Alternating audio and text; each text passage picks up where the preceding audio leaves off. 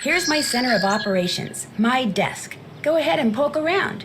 If you want to know the particulars of how I do what I do, take a look at the book titled How to Be a Detective. It's real helpful, especially if you're new to the mystery-solving business. And be sure to check out my scrapbook. I put memorabilia from all my past cases in there. A lot of them were pretty dangerous and at times really scary. But don't say anything about that to my dad, okay? He worries about me enough as it is. And whatever you do, read what's in the file called Case File. That will tell you all about the mystery I'm about to try to solve. If you think you're ready to dive into that mystery, just click on the plane ticket and you'll be on your way.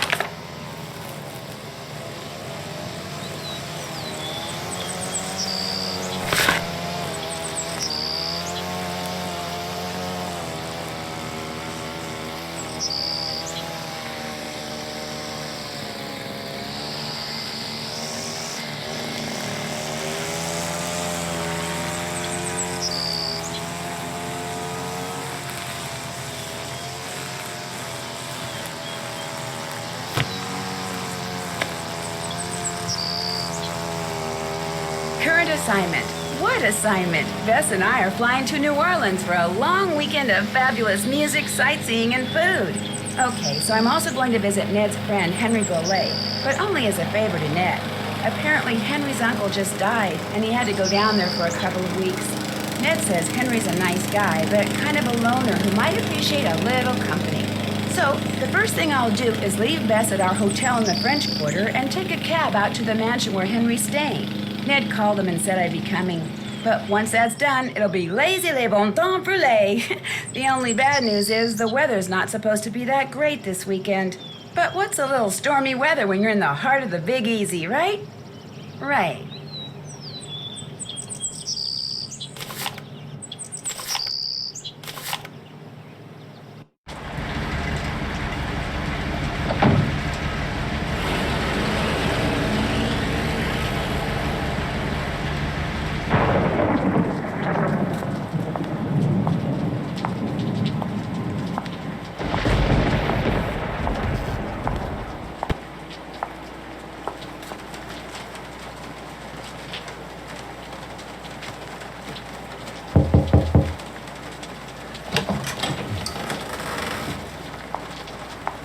Hello? Anybody here?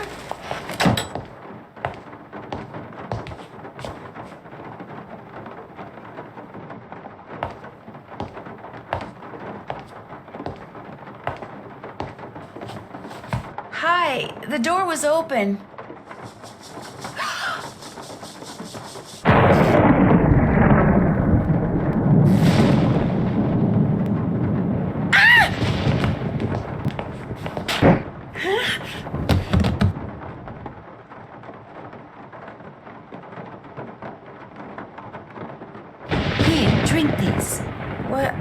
What is it? Something that'll make you feel better. Drink it. Just a couple sips.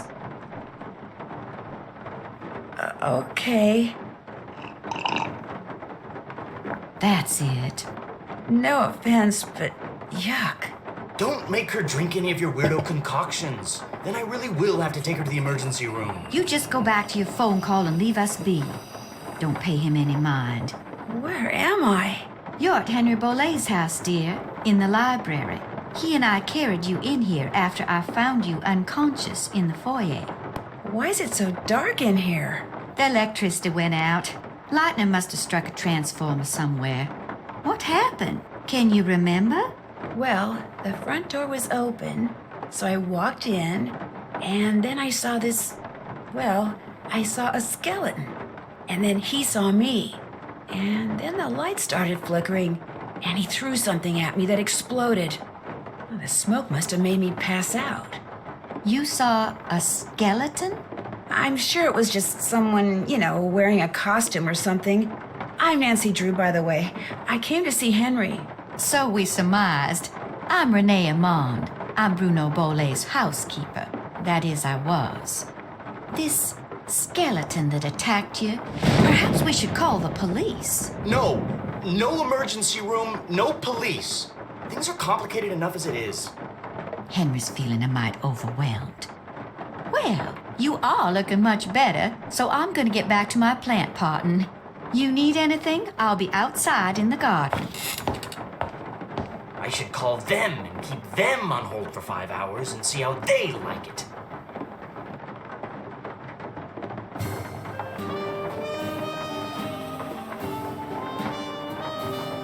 So, Nancy, nice to meet you. Ned sent you here to check up on me, huh? He's kind of worried about you, that's all. Ned's a nice guy. I mean, I really don't know him that well, just from school. But when I mentioned that my only living relative just died, he was all like, "Yeah? How you feeling, man? You doing okay? Wanna talk?" Of course, I guess I do come across as a little needy sometimes. You look pretty busy. Great Uncle Bruno named me executor of his estate, which means I have to make sure all his bills are paid and debts taken care of so his assets can be distributed. Unfortunately, he couldn't have cared less about little things like keeping records or balancing checkbooks. Dealing with his creditors and their lawyers has been an absolute nightmare. He made you his executor? You two must have been close. Not really. My parents died in a car crash when I was 8. Since I had no other relatives, he took me in, or should I say he shipped me out. Boarding school, summer camp, military school, college. He may have looked after me, but he never spent any time with me. I didn't know him at all. So, thanks for stopping by, Nancy. And now you can report back to Ned that I'm fine and go enjoy New Orleans. No, I can't. Not until I know who that skeleton man was and what he was doing here and why he knocked me out like that. Look, I can understand you're not wanting to call the police, but somebody should investigate. And since playing detective is kind of a hobby with me. No offense, but are you sure you didn't just pass out from the heat and humidity or something and dream that you saw the skeleton dude? I'm positive. Okay, look around all you want. But I should probably warn you, Uncle Bruno was into exotic pets. Didn't believe in cages, so he gave him the run of the place. And just because he's dead doesn't mean they are. So if you're gonna go poking around, be careful.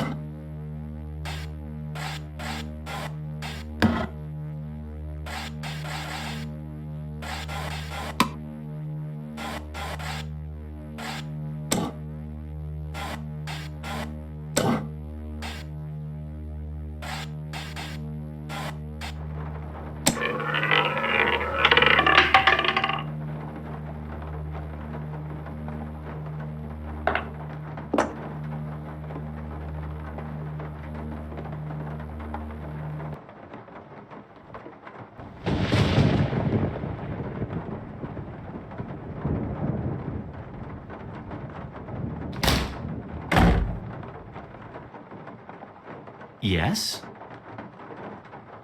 Is your great uncle's estate worth very much? I have no idea. Nor will I until I get all his affairs settled. He was a dentist for most of his life, so he must have had some money squirreled away.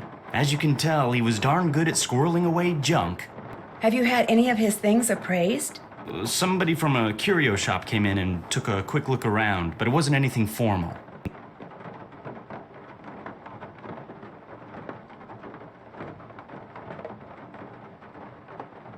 Why is there an empty frame in the gallery in the other room? Apparently, someone stole the canvas. Renee says it disappeared sometime after Bruno died. What was it a painting of? Do you know? It was of my parents. I think it was painted in the garden out back. Renee doesn't like me. Wouldn't surprise me if she took it out of spite. I found this scrap of paper in the fireplace. Do you know anything about it? No. You always go digging around in people's fireplaces? Just looking for something that might tell me who that skeleton man was. Ah. Anything else? Why is there a model of a cemetery in the other room? Because Great Uncle Bruno used to oversee the cemetery next door. Made that scale model so he could keep track of where everything, or should I say everyone, was. Crafted all those miniature crypts himself. And people think I'm weird. Do you know what this is? I found it in the other room. Looks to me like some kind of tracing. I was thinking that maybe my skeleton man left it behind. Well, I sure don't know anything about it. Anything else? I'm going to keep looking around. Awesome.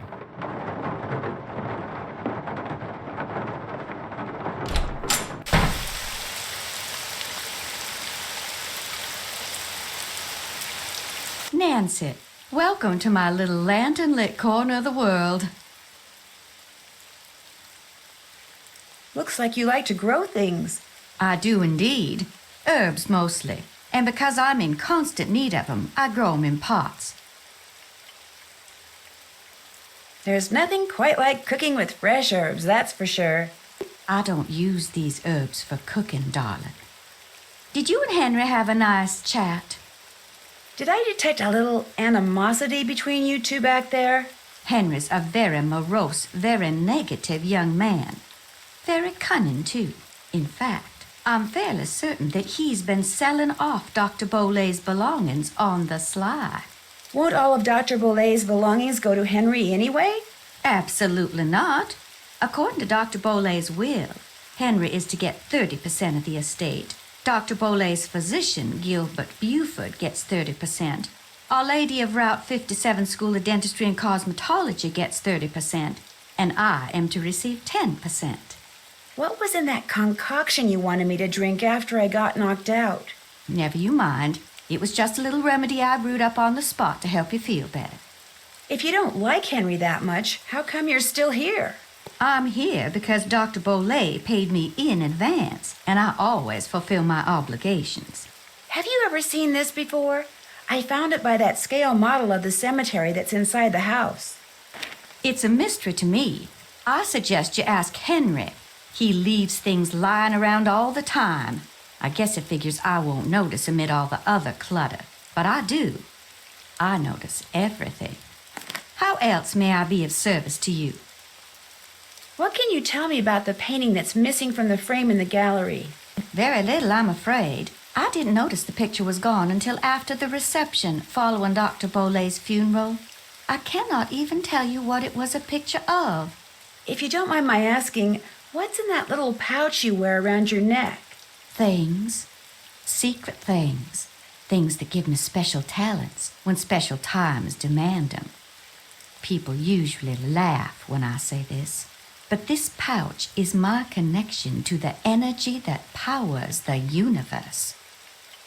Oh, Well, at least you didn't laugh. I'll see you later. One more thing. I, too, have seen the skeleton man. After Dr. Bolet passed, that night, I saw him in the hallway. He was there, then he was gone. So you best be careful, Nancy Drew, because if it was Mr. Death, and I truly think it was, he's come back.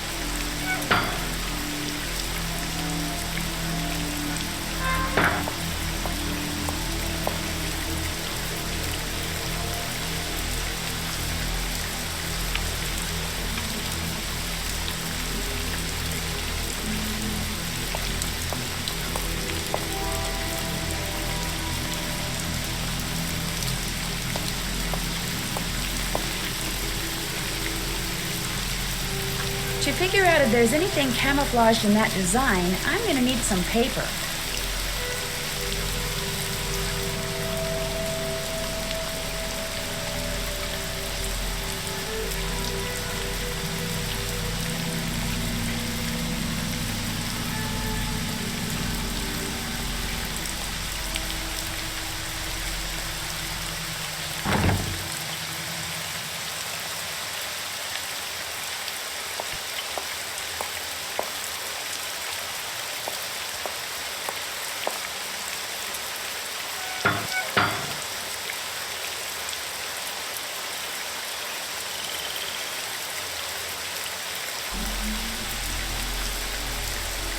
Hello again.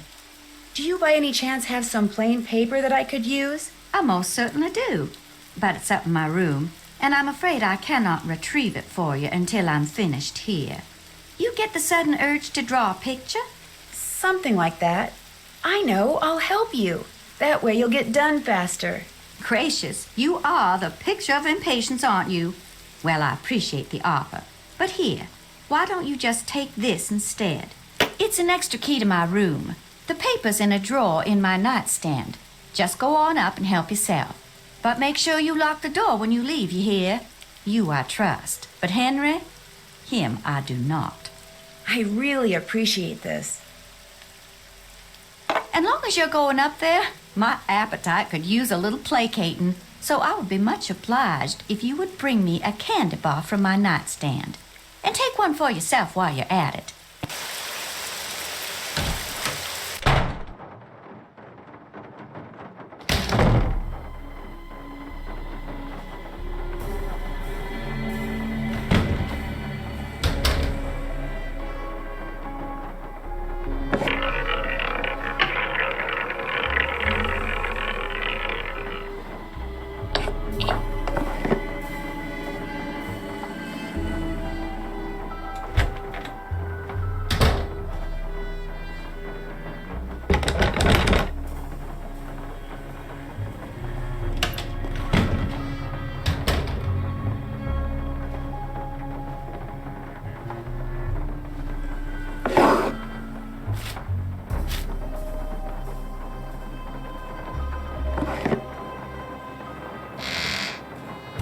One for Renee, and one for me.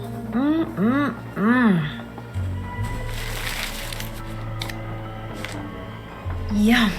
Gosh, these things are good.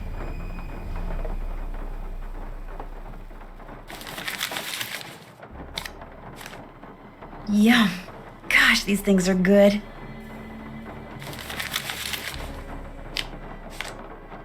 Yum. Gosh, these things are good.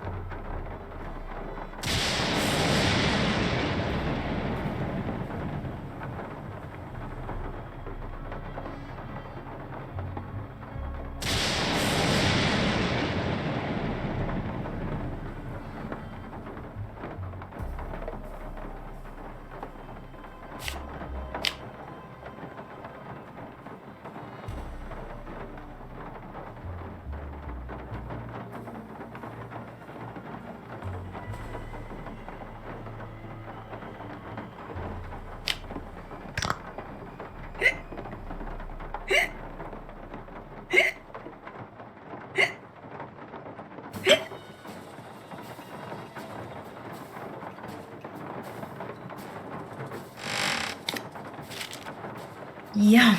Gosh, these things are good.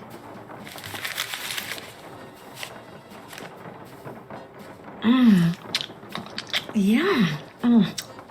Uh-oh.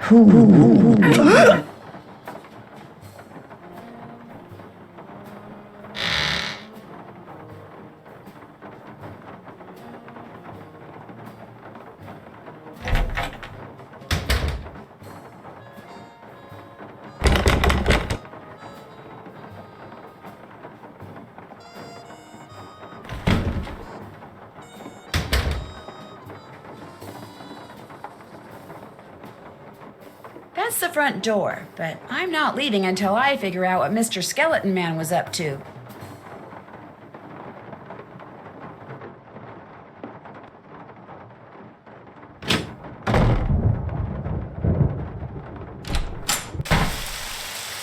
You bring me that cocoa kringle bar like I asked?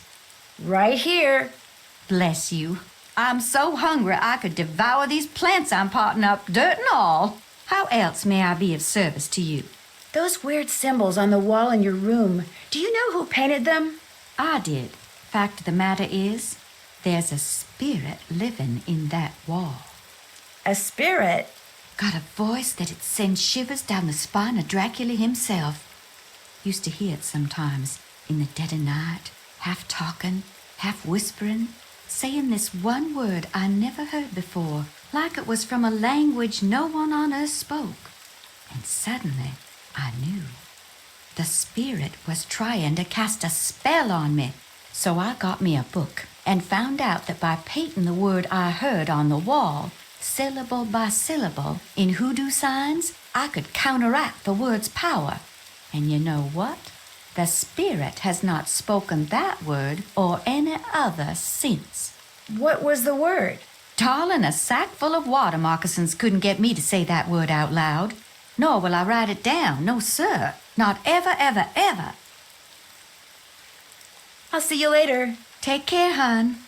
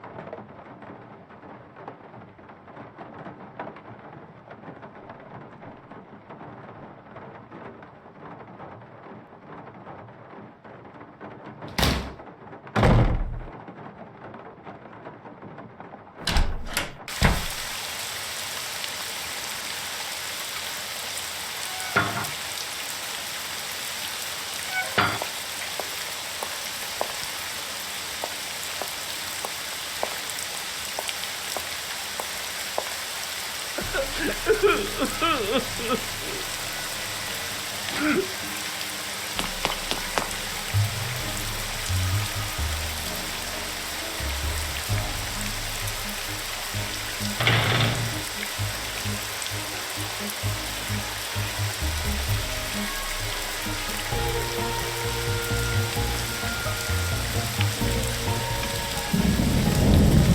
must be the painting that goes in that empty frame.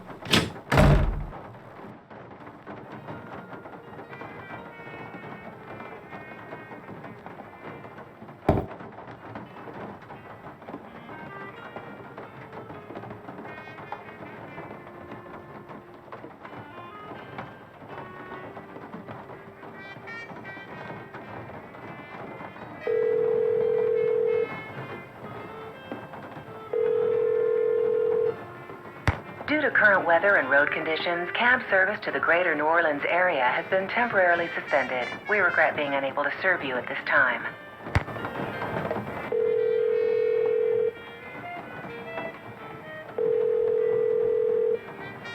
Hello, Nancy? Hey, Ned. It's about time you called. Did you make it to New Orleans okay? Yep. Have you seen Henry? Oh, yeah. I'm not sure I like the way you said that. Is he okay? He's fine. Well, he's the executor of his Great Uncle Bruno's estate, which he's not real happy about. But he and his great uncle weren't that close, so he's not grief-stricken or anything. Well then, are you okay? Other than being attacked on my way into Henry's house by a skeleton wearing a red ascot and getting knocked out by the smoke bomb he threw at me, I'm fine too. What? Let's just say that I've stumbled onto a mystery, and I'm not leaving till I solve it. It's also raining cats and dogs, and there's no cab service, so I'm kind of stuck out here anyway. Is Bess with you? No, I told her I'd meet her back at the hotel. So tell me about this skeleton man. Well, it was someone in a costume, obviously. He or she was leaning over something in the great room when I walked in and surprised them. So they threw a smoke bomb at you and ran? Yeah, I must have interrupted whatever they were doing. What were they leaning over? A scale model of the cemetery next door. Henry says his great uncle Bruno made it so he could keep track of who was buried there. Apparently, Bruno used to oversee the cemetery. And right near the scale model, I found a tracing of some kind of symbol. I'm thinking maybe Skeleton Man dropped it. Why would Skeleton Man be interested in the scale model of a cemetery? Good question.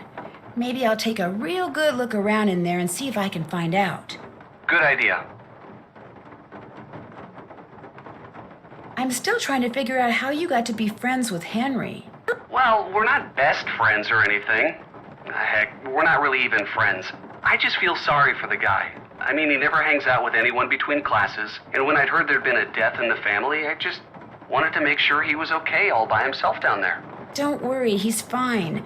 Although I think he misses his parents a lot. I saw him out in the cemetery by what I think is their crypt. He seemed pretty upset. I'm not surprised. I get the feeling that what Henry looks like on the outside is just the opposite of what he looks like on the inside. You know, you're a pretty nice guy. Yeah, I know. Bruno Bolet's housekeeper, Renee, is still here, despite the fact that she and Henry don't really get along that well. Why do you think she's staying on? She says it's because Bruno paid her in advance. But you don't believe her. 10% of Bruno's estate is supposed to go to her. Only she thinks Henry's been selling off Bruno's assets on the sly. So it wouldn't surprise me if she's staying on so she can keep tabs on him. How much of Bruno's estate is Henry supposed to get? 30%. That's a pretty healthy chunk. He wouldn't be selling stuff on the sly. This Renee person sounds kind of paranoid. What this Renee person is freaky. In what way? She wanted me to drink some strange-looking concoction after I passed out from the smoke bomb, but she refused to tell me what was in it. And she wears this weird little pouch around her neck. Says what's inside it connects her to the energy that powers the universe. She's probably harmless, but stay on her good side, just in case. Nothing more to report. Great hearing from you. Keep it up. I will. Talk to you soon. You'd better. Bye.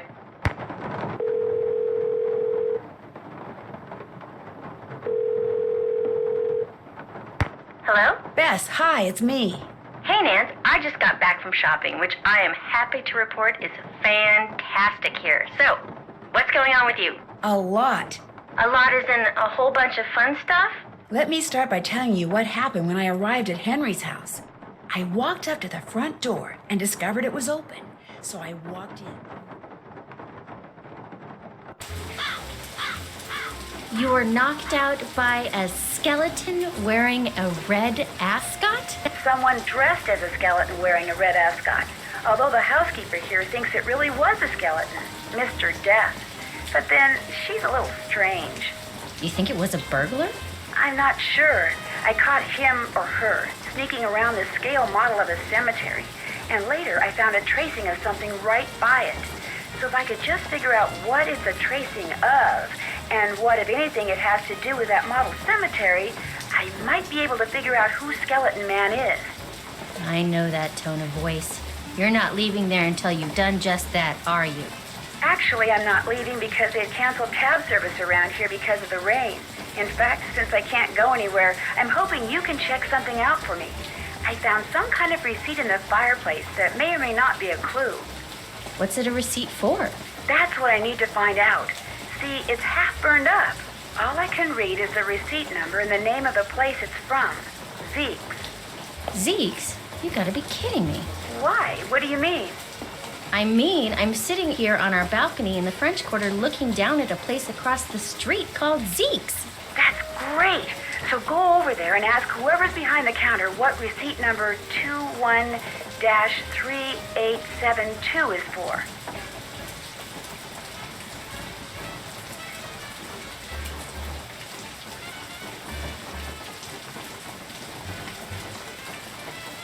No way. Bess, I'm not good at that sneaking around stuff, Nancy. I get nervous, my tongue gets all knotted up, my palms sweat, to say nothing of my armpits. Bess, receipt number 21-3872. Just go in and ask what it's for. No big deal. Maybe not for you. Bess, you can do it. This is not gonna end well, I just know it. Okay, I'll call you as soon as it's over. I'll be waiting.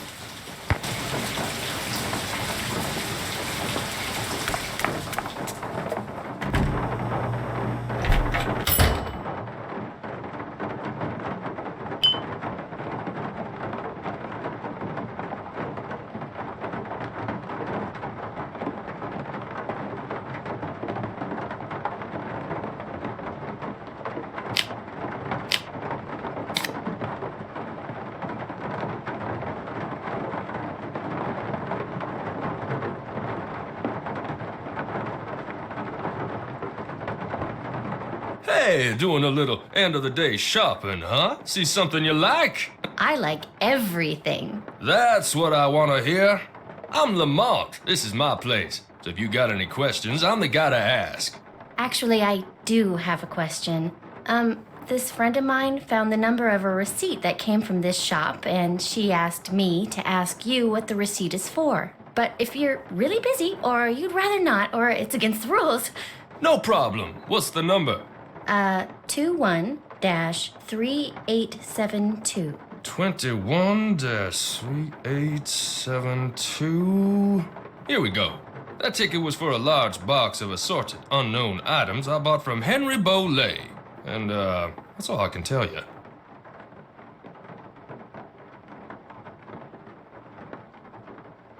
Assorted unknown items? It's a box with a bunch of different things in it, kind of like a grab bag.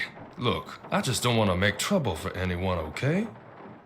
Where's the box now? It's still in the back room. I haven't had a chance to really go through it yet. Hey, is there something else I can help you with? Beads, hula dolls, old books. Got great deals on all of them. Seeing as this place is called Zeke's, and it's your place, shouldn't your name be Zeke? Guy I bought this place from wouldn't sell it to me unless I swore I wouldn't change the name. So I didn't. Funny thing was, his name wasn't Zeke either. Is Henry Bolet a friend of yours? No, I met him at the reception at Bruno's house following the funeral. Gave Henry my card, said when he wanted to start liquidating, he should give me a call. Was Bruno a friend of yours? Way I hear it, Bruno Bolet didn't have any friends. But I wish he had been my friend. I mean, that house of his is filled with junk. He kept everything. For someone in my business, the place is knick-knack heaven. I'm gonna keep browsing if that's okay. You got a question, just holler.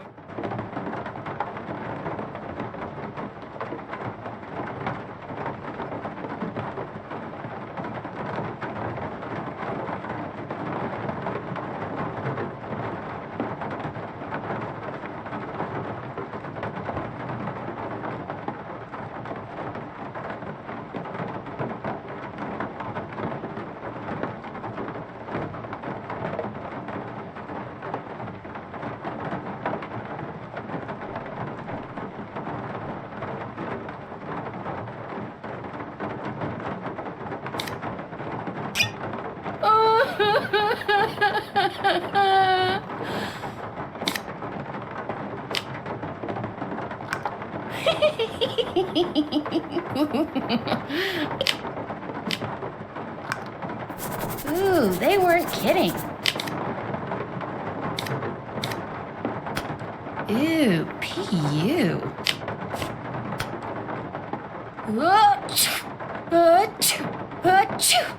This might come in handy.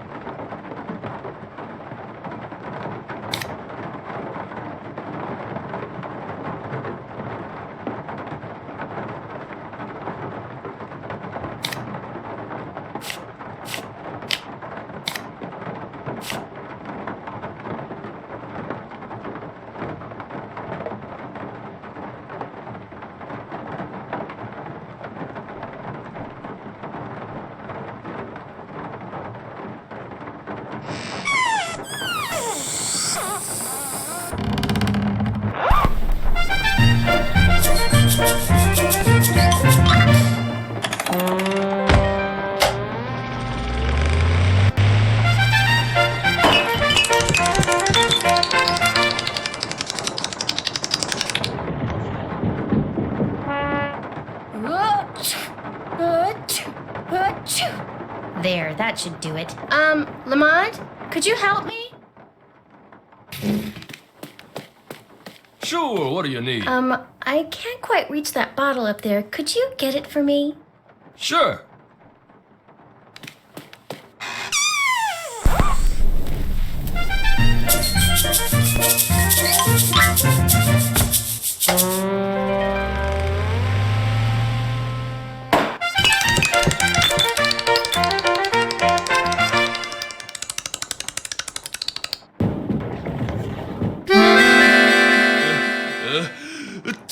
Oh no! Oh my gosh! Oh shoot!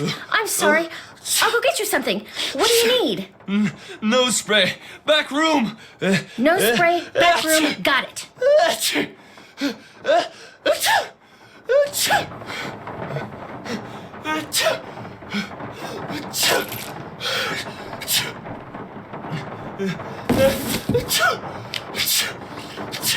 Cute dog.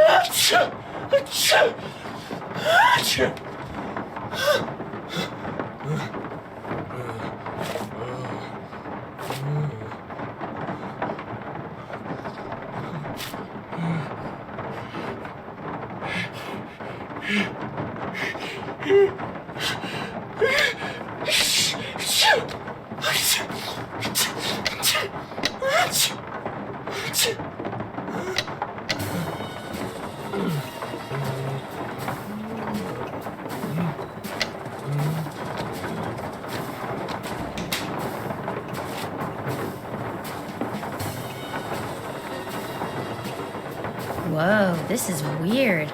I better call Nancy and read this to her word for word. Wow, Bess, that is weird. No, I'll tell you what's weird. The box the letter is in is padded, and it has this round indentation in it that's the exact size of a human skull. It's like it used to contain a skull, but now it doesn't. Did you find anything else? Yeah, inside the box that this box is in, there's a couple of photographs. One's of a boy and a dog, and the other is of an iguana dressed up like a pirate. What? And there's a costume in the box of a skeleton man. Really? And did I mention that Lamont was very reluctant to talk about buying this box of stuff from Henry? Said he didn't want to get anyone in trouble, whatever that means. Sounds like he or Henry, or possibly both, are up to something they shouldn't be. Good job, Bess. I'm gonna poke around here and see if I can find out anything about a skull called the Whisperer. You better go take care of Lamont. Would you believe it? The guy is still sneezing. He must keep nose spray around because something's wrong with his sinuses. Oh, he's gonna hate me.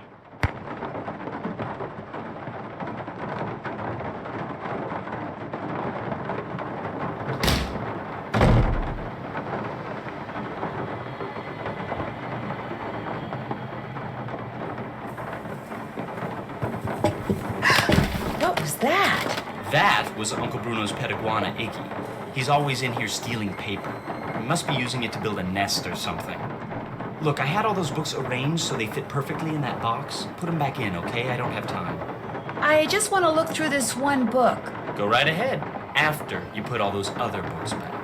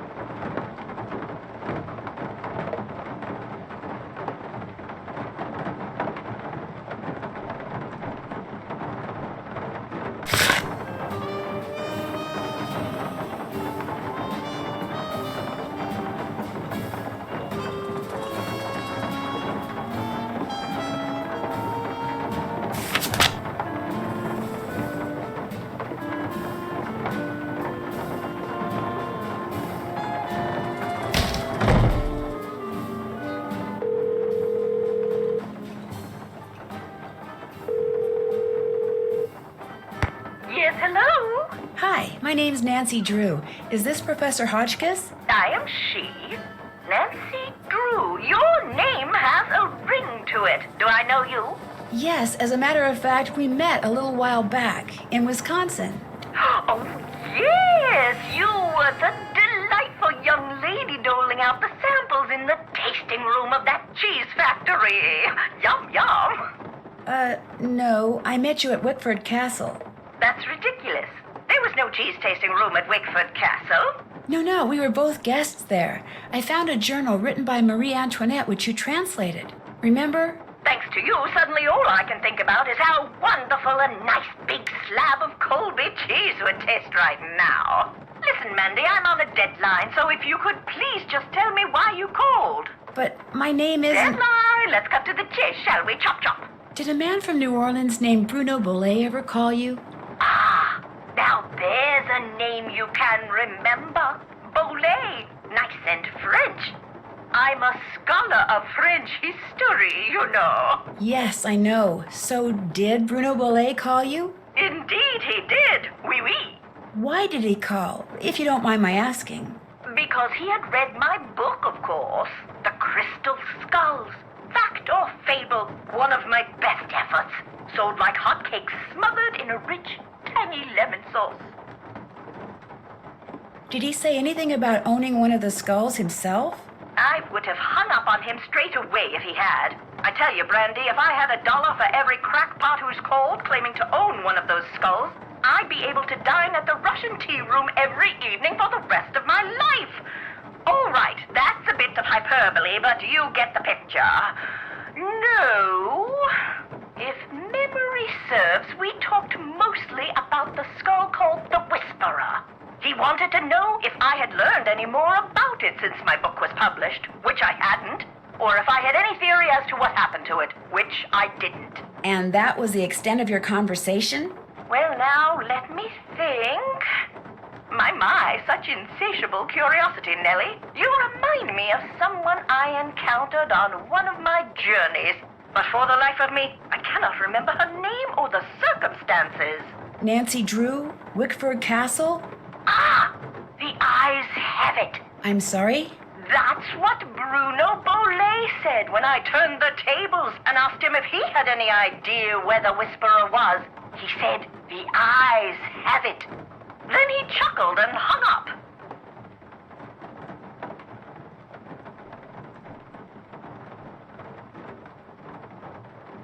How much would a crystal skull like the Whisperer be worth? In this crazy day and age, where the shorn hair and used tissues of celebrities get sold for thousands of dollars, there's absolutely no telling, Candy. $500,000 easily. Maybe even $1 million. Maybe 2. Maybe 10. The sky's the limit. Cha-ching, cha-ching. If someone found a skull made of crystal, how could they be sure it's one of the crystal skulls? Wonderful question, Francie. How indeed? Because there are sure to be thousands of fakes out there. Perhaps tens of thousands. But remember, the real skulls were made long before the tools commonly used for carving today were invented. Which means, let's put on our thinking caps. Modern-day tools would have left marks if the skull was a fake? Exactly so. Mind you, the marks on a good fake would be microscopic and thus imperceptible to the human eye. However, any thorough laboratory analysis would quickly unmask a counterfeit. So the only way to prove that a skull is the real deal is by proving it's not a fake? And by examining its provenance, its history of ownership. If it can be shown that a particular specimen has been passed along from antiquity into modern times and didn't just suddenly appear in, say, Germany in the mid-19th century, that would tend to support its authenticity as well.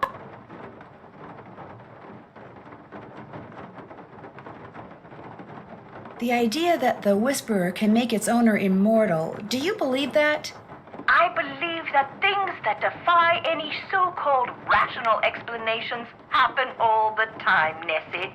Now, does that mean there are mysterious external forces at work in the universe of which we do not and cannot ever have full knowledge? Or does it all boil down to us? If the human heart desperately wants something to be true, Does the human mind have the power to make it true?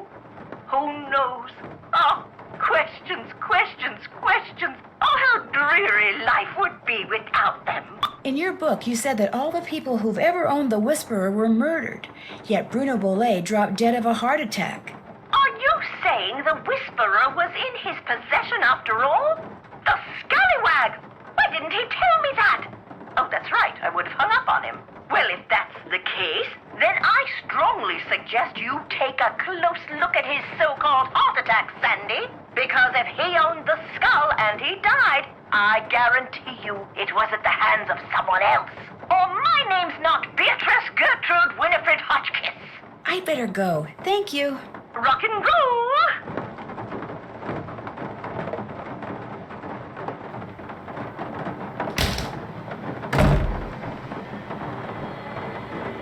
Yes? I'm afraid you're going to be stuck with me for a while. Let me guess. Because of the big storm that's blowing in. Everyone in the city's freaking out and you can't get a cab. You're one heck of a guesser. Person at the bank told me. Just before she put me on hold for 2 hours. Don't worry, we've got plenty of food here. Beds, candles. You're welcome to stay. How did Bruno die, if you don't mind my asking? Just dropped dead in the front hallway. I mean, the guy was 95 years old. Here, check it out. Myocardial infarction. That's doctor speak for heart attack. Attending physician Dr. Gilbert Buford, 504-555-9970. Was that Bruno's doctor? And his best friend, or so I'm told. I've never met him. Interesting keychain. That's one of Uncle Bruno's glass eyes. It's the one he was wearing when he died. How nice. Anything else? I'll let you get back to work. Whatever.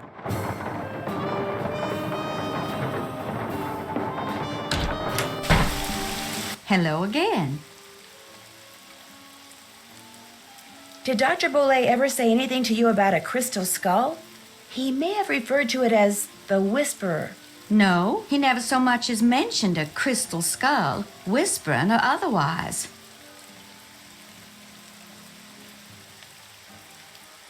Were you in the house when Dr. Bolet passed away? I was indeed. I was in the library cleaning when all of a sudden I heard a big thump.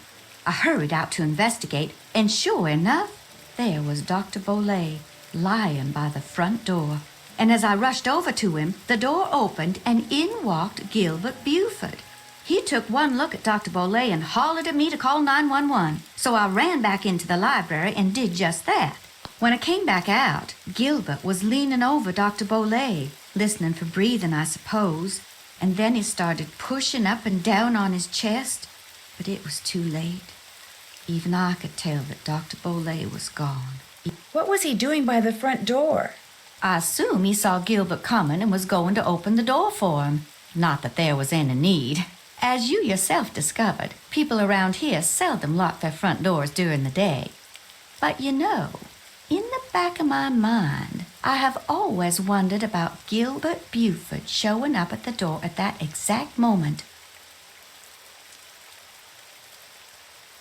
I understand that Dr. Bolet had some interesting pets, like an iguana. That man never met a creature he didn't like. He'd train them to do all kinds of silly tricks, then let them run free, inside the house as well as out. Do you know how he went about training them? I surely do not. Don't get me wrong. I liked Dr. Bolet, I truly did. But I swear, sometimes his activities made as much sense to me as bathing in a bayou full of gators.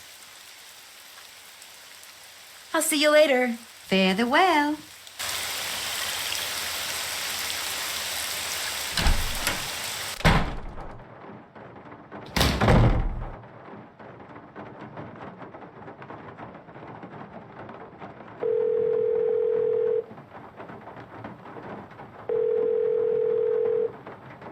This is Dr. Gilbert Buford's answering service. How may I help you?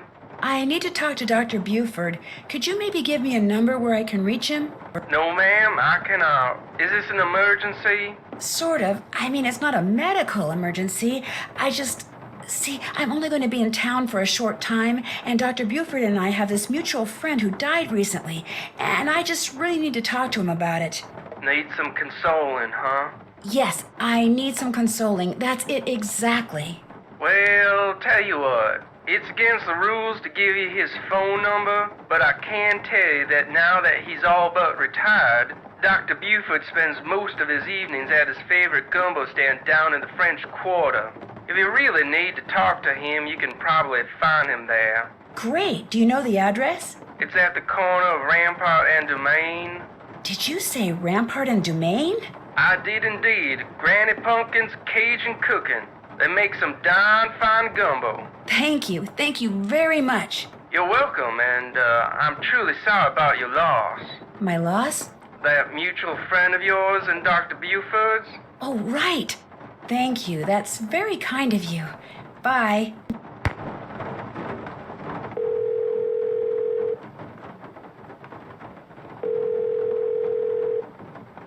Hello? Hi, Bess. It's me.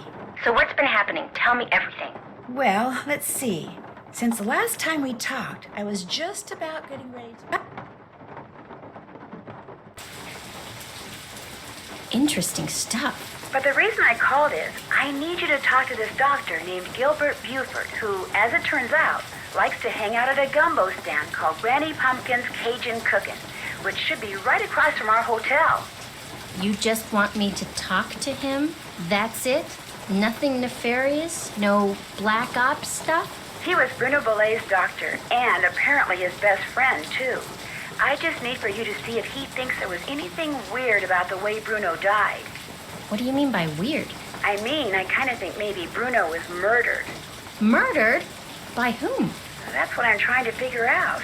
Everyone's a suspect at this point. Including this Gilbert Buford guy?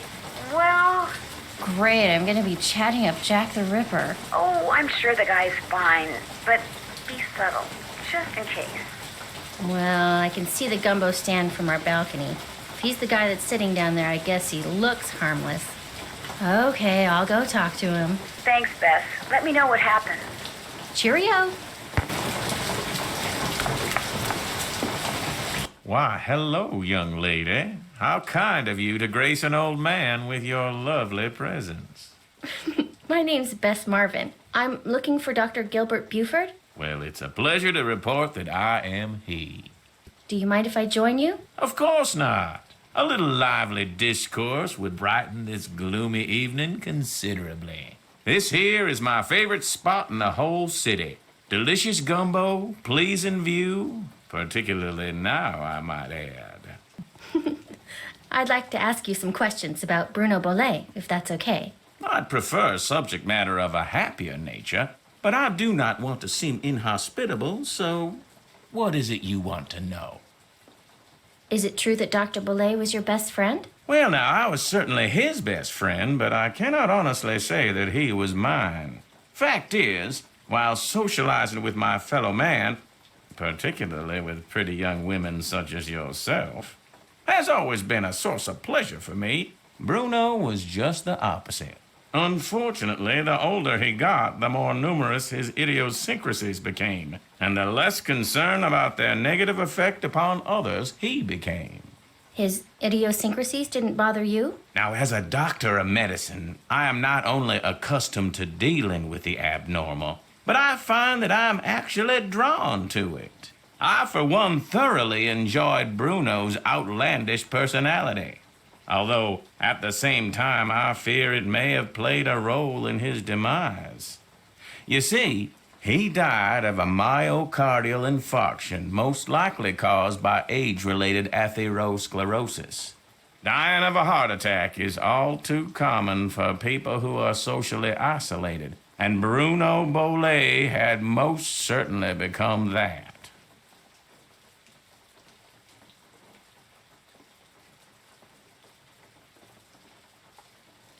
Dr. Bolet's housekeeper says you just happened to walk in just as he was having his heart attack. Is that true? Indeed it is. I hadn't seen him for a while, so I picked that day to pay him a visit. I walked up to the front door, found it unlocked as usual, opened it, And there he was, lying on the floor in obvious distress. The next thing I know, his housekeeper came running in and started shrieking and carrying on, until finally I sent her out of the room so she could summon an ambulance, and I could once again hear myself think.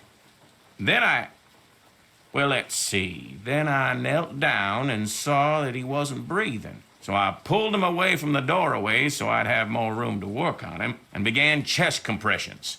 I continued until the medics arrived, but nothing they did made a difference either.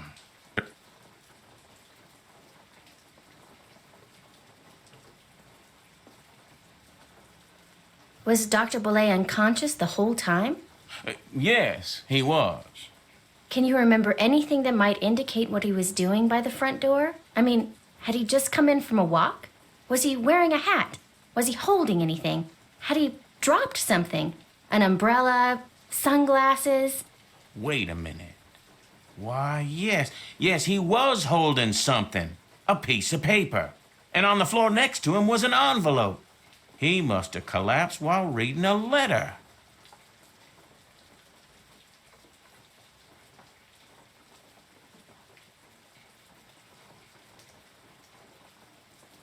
Do you know what happened to it? Now, I know the letter was no longer in Bruno's hand when the paramedics arrived, so perhaps he released the letter when I moved him. And yet, I do not recall seeing it on the floor when they wheeled him out the door. Iggy. What's icky? Iggy. Iggy is an iguana Bruno befriended, then turned loose in his home. It soon developed the annoying habit of stealing paper and stockpiling it in the vent system. Are you saying an iguana made off with the letter Bruno had been reading?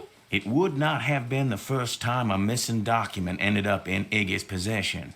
Renee would periodically call me saying the lizard had absconded with one of Bruno's prescriptions and would I please write her up a replacement. In any case, Bruno once told me he was training Iggy. Said he taught Iggy to retrieve the things it had stolen.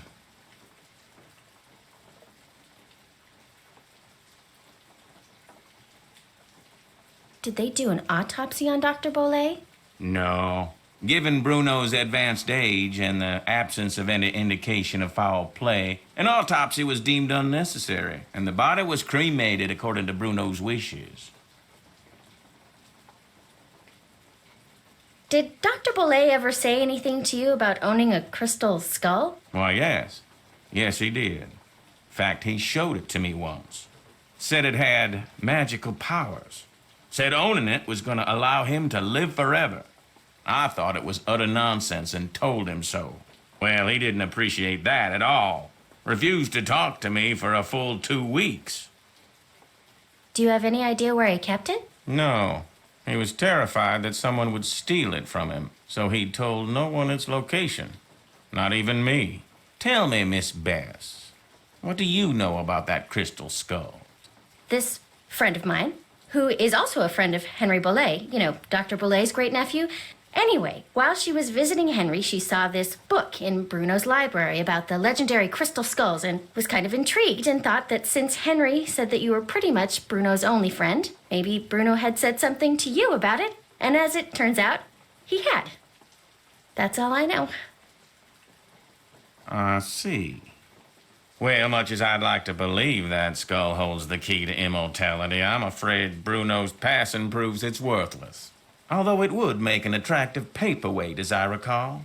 Tell your friend not to give it another thought. Do you think it's possible that Renee caused Dr. Bolet's death by, say, hoarding the pills from those missing prescriptions and giving them to him all at once? No.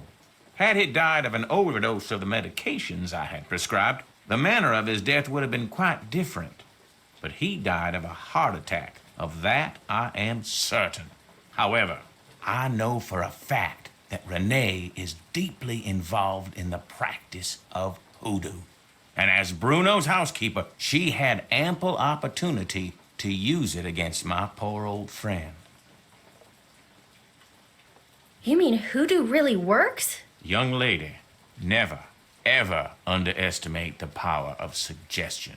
If a person believes in something, even on a subconscious level, fantasy can easily become fact.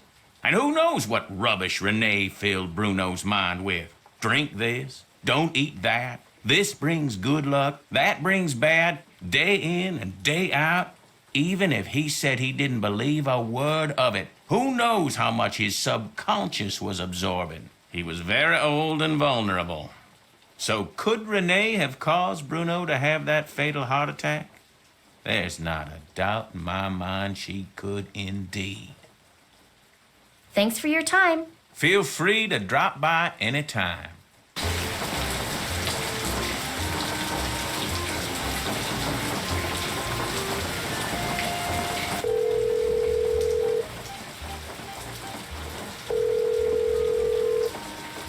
Hello? Hi, Nance. Okay, here's what's been happening at my end.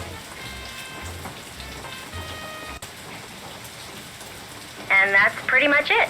Good work. I'll take it from here. Thanks again. Good luck. Bye.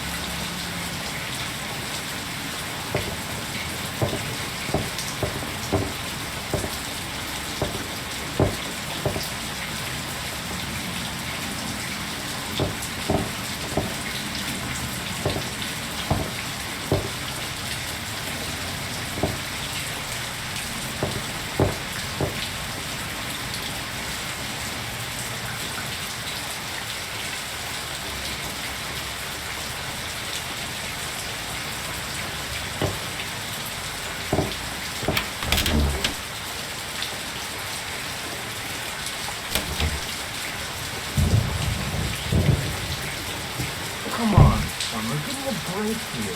You never said anything about that. Well, how was I supposed to know? I mean, what am I, telepathic? No, come on.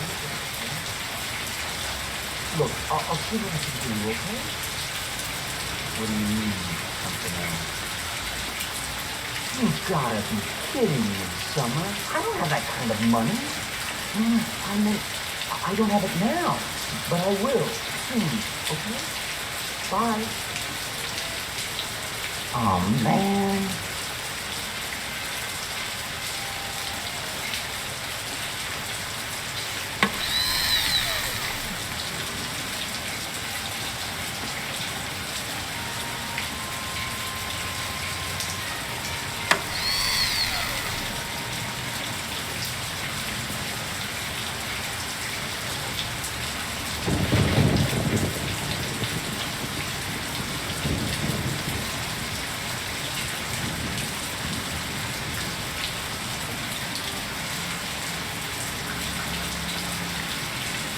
Locked, naturally.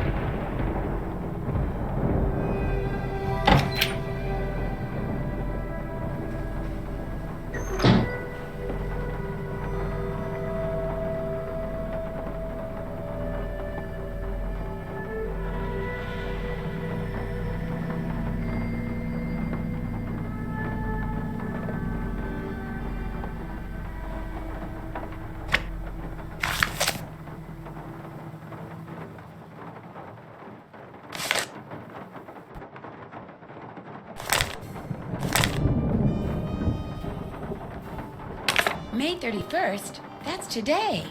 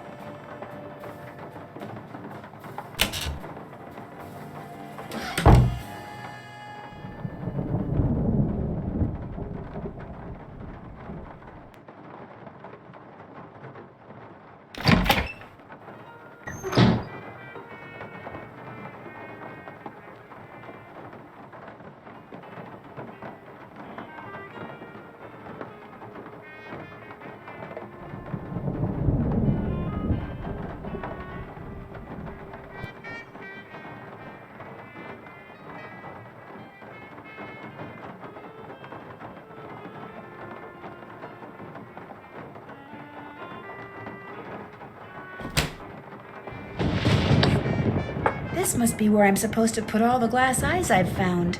Let's see how we're doing.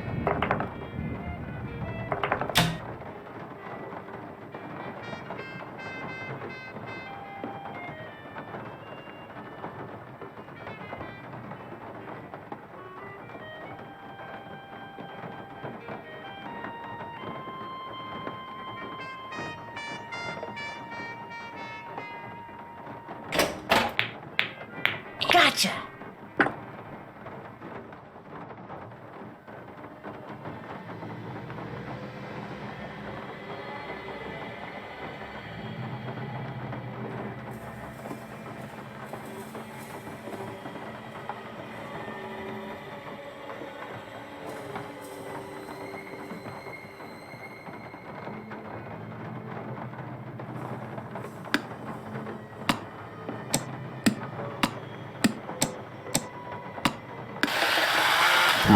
Do, mu, now, pa, sa, mu, pa, di, fa.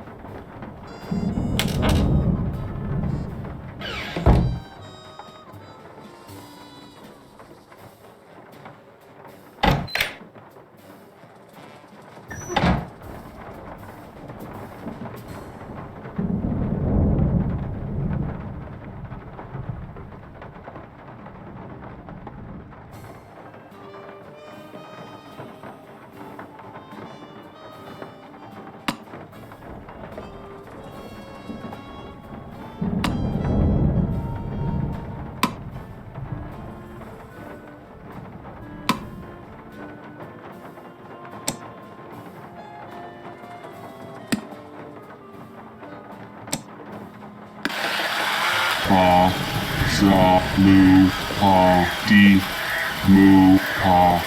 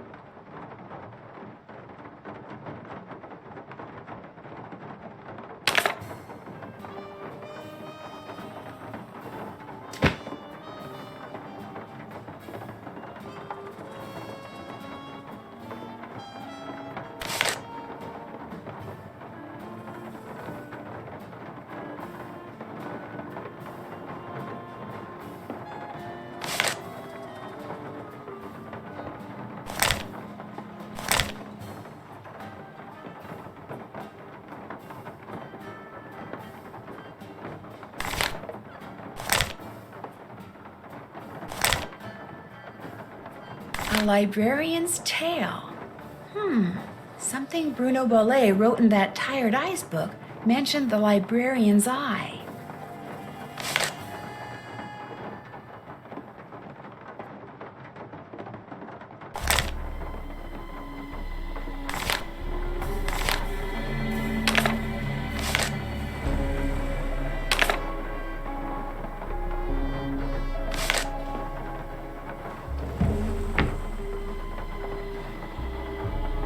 Here we go, a librarian's tale.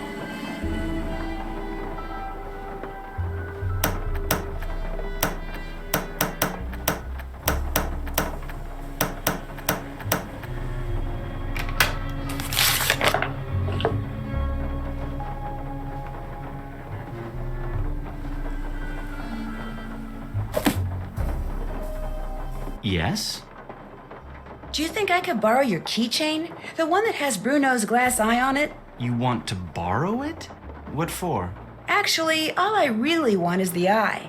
I mean, it's just so cool. What if you break it? If it's on a chain, it can't be that fragile.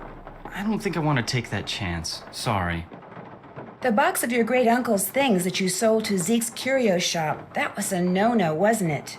What box of things? I don't know what you're talking about. The guy who owns the shop said you sold him a box of assorted items. I'm assuming they used to be Bruno's. Well, somebody screwed up somewhere because I haven't sold anything to anybody. Why would I sell one lousy box of stuff when I'm about to inherit a whole house full of stuff? Get real. You sold it because you needed some quick cash in order to keep Summer happy, didn't you? How do you know about her? Playing detective is actually a lot more than a hobby with me. I could make a lot of trouble for you, Henry, but if you come clean, tell me about Summer. She's this girl I'm in love with. I think she loves me back, but she's so unpredictable it drives me nuts. How is she unpredictable? I never know what's gonna make her happy. Like, just before I left, I took practically every bit of cash I had and bought her a bunch of CDs. You know, to keep her occupied while I was gone, right? Well, soon as I get here, she calls and says her sound system just went bluey and I had to buy her a new one because what good were the CDs I bought her if she couldn't play them? So then you threw a bunch of Bruno's things into a box and sold it to that curio shop. Yeah, I wired her the money, but then she called and said she also needed new headphones. Next call, it was new speakers, and now she expects me to buy her a flat-screen TV. When I try to talk to her about always wanting more like that, she gets really mad. But I'm afraid if I don't give her what she wants, I'm afraid she'll dump me, and I couldn't take that. I mean, she's the only girlfriend I've ever had. Ever will have, probably. Look, you don't need to go telling Renee or any of those lawyers about selling that stuff, right? I guess I could just forget all about it. Especially if you were to, say, do something for me. I know. You still want the glass eye? Take it. Go ahead. It's all yours. You want something, I want something, take it and we're even, okay? Well, it's not like you sold off half the estate or anything. $300. That's all I've gotten out of his estate. I swear. Go on, take it. I was naughty, but from now on I'll be nice, I promise. Do you know anything about the crystal skull that was in that box of junk you sold to Zeke's? There wasn't any crystal skull in that box. Are you sure? It would have been inside another box. Well, I did throw in some smaller boxes. Like I said, I was just grabbing stuff. Was it valuable? All I really know for sure right now is that it's missing. Great. Be just my luck to have sold something that wasn't junk to that glorified trash collector. I'll stop bugging you now. Whatever.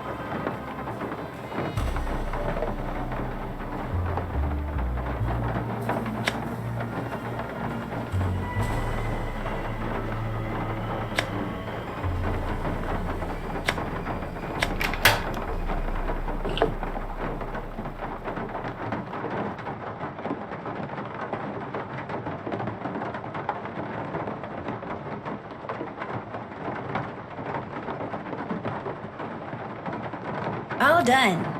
Check. Did that. Did that. Check. Did that. Check. Did that. Did that. All done.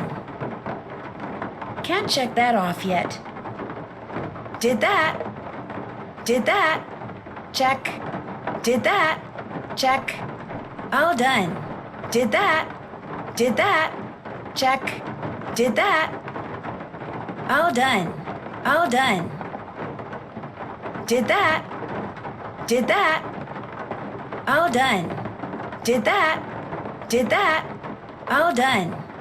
Can't check that off yet. All done. All done. All done. All done. Can't check that off yet. All done. Check. I haven't done that. I haven't done that. Check. Check. Check. Check. Did that. Still have to do that. Can't check that off yet.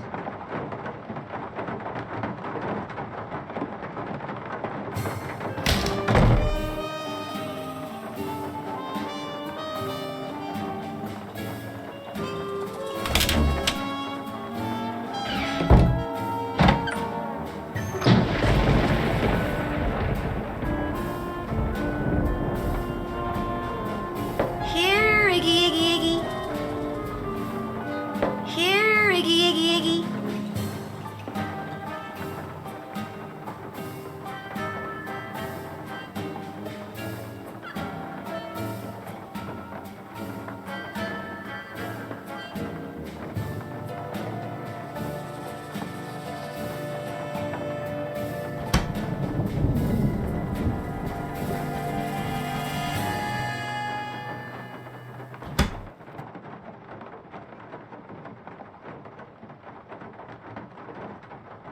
I haven't done that.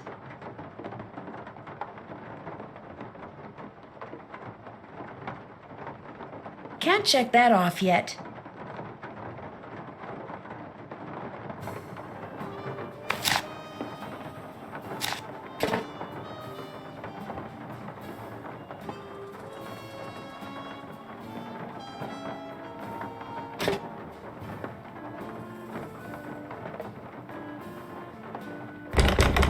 There must be another way out.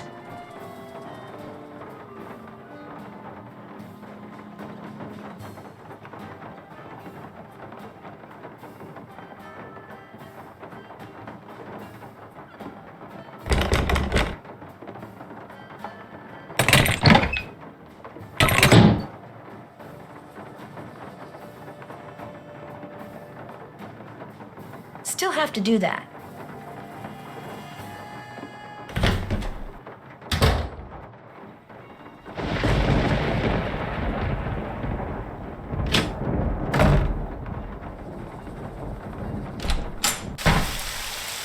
Hello again. That shovel over there with the interesting handle, do you think I could borrow it? Dr. Bolet took great interest in that shovel. Don't know why. He never used it. Just like to see it hanging there. Me, I use it to dig up roots. You mean like tree roots? No, I mean roots like tannus, black cohosh, valerian. Roots that in the right hands are very special, very powerful. However, right now I need mushrooms. I was hoping to get 'em picked tonight, but from the looks of all this potting I still have to do,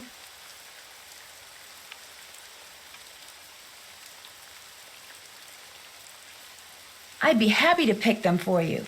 why, what a generous offer. All right, then. I need 5 painted conchs. They're mushrooms that have got a short, fat stem and a large bell-shaped cap covered with big red dots. You might find 1 or 2 here in the garden, but you'll have better luck in the boggy part of the cemetery. You get me 5, no more, no less, and I'll let you borrow that shovel. Deal. You can put 'em in this bag.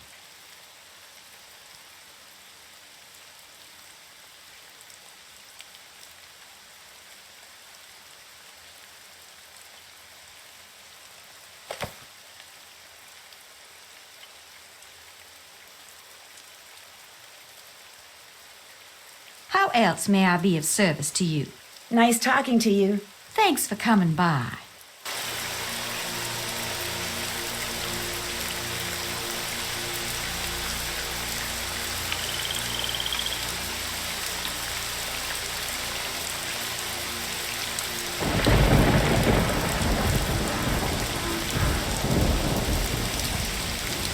This has got to be a painted conch.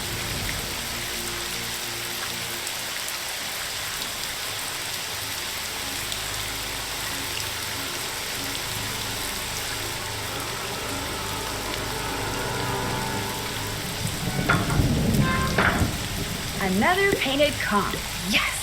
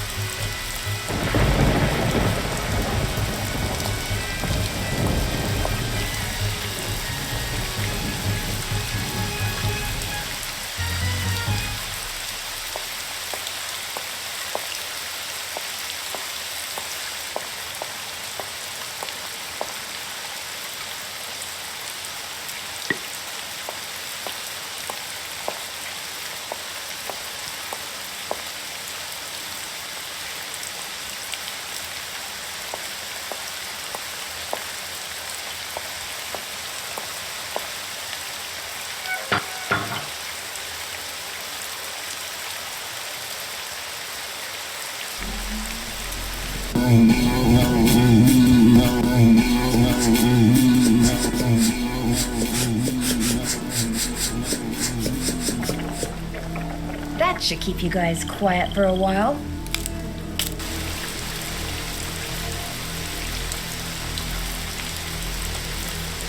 Did you pick me those mushrooms yet? Sure did. Well, bless your heart, you did it. Actually, picking the one growing on the log sticking out of the swamp was a little hairy. Oh, my. I forgot to warn you about Bernie, didn't I? If by Bernie you mean the alligator that almost had me for dinner, yeah, you did. He's another one of Dr. Bolet's pets. He'd kick that log to get Bernie's attention, then feed him marshmallows. Problem is, now that gator leaps up and snaps every time someone so much as touches that log.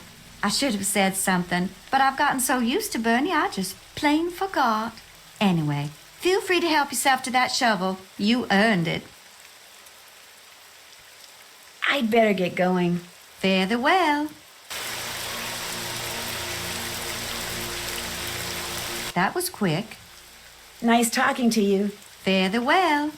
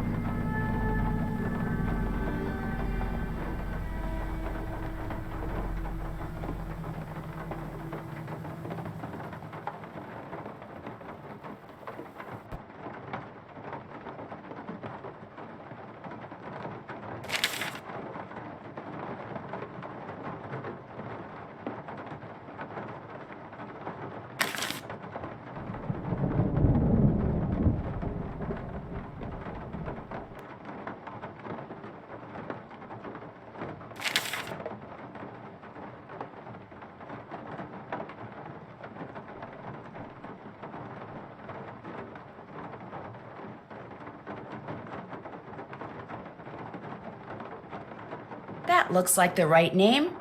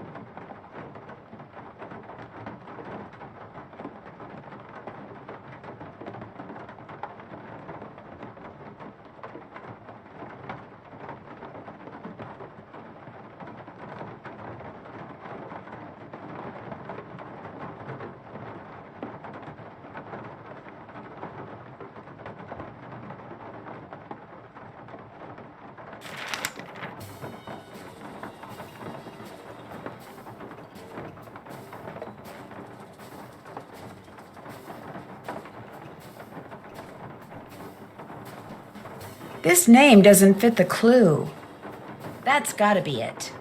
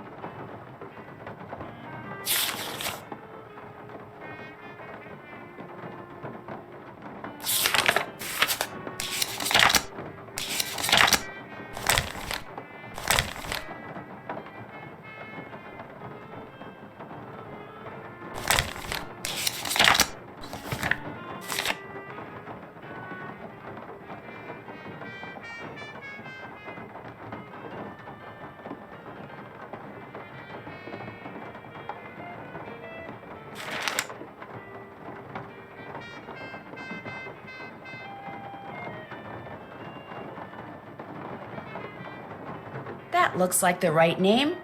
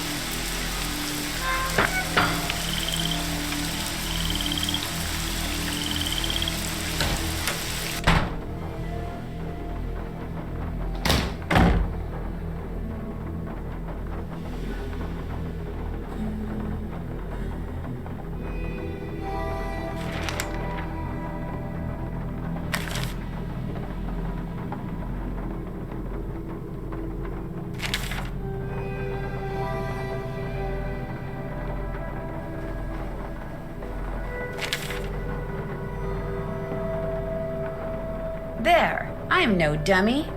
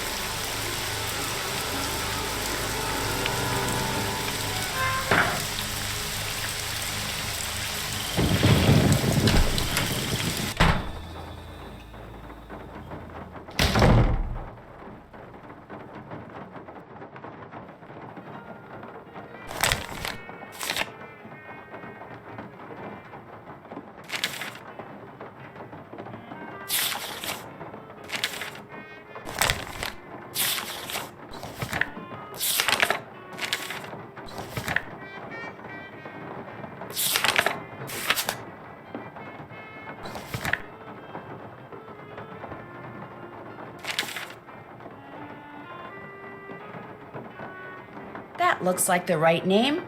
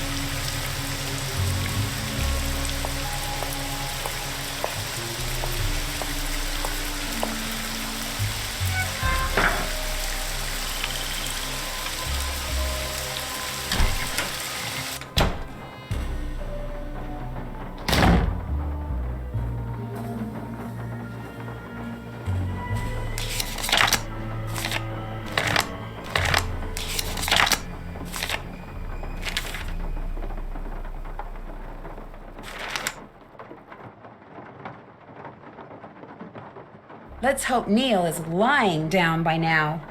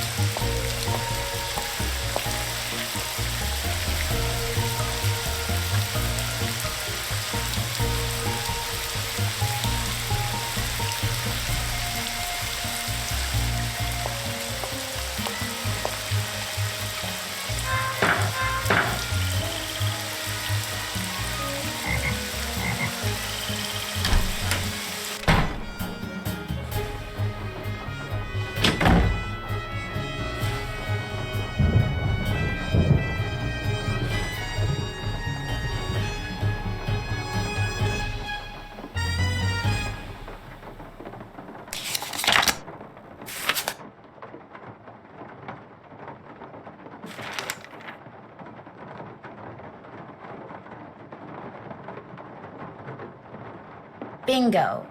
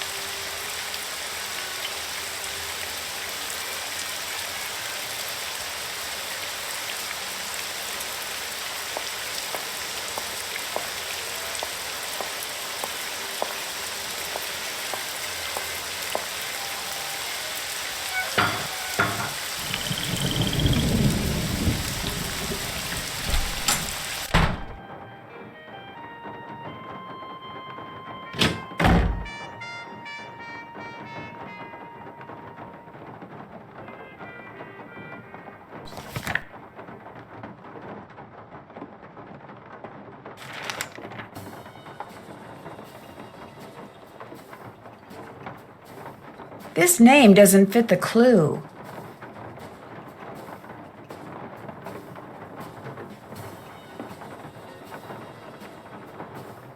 Smells right to me.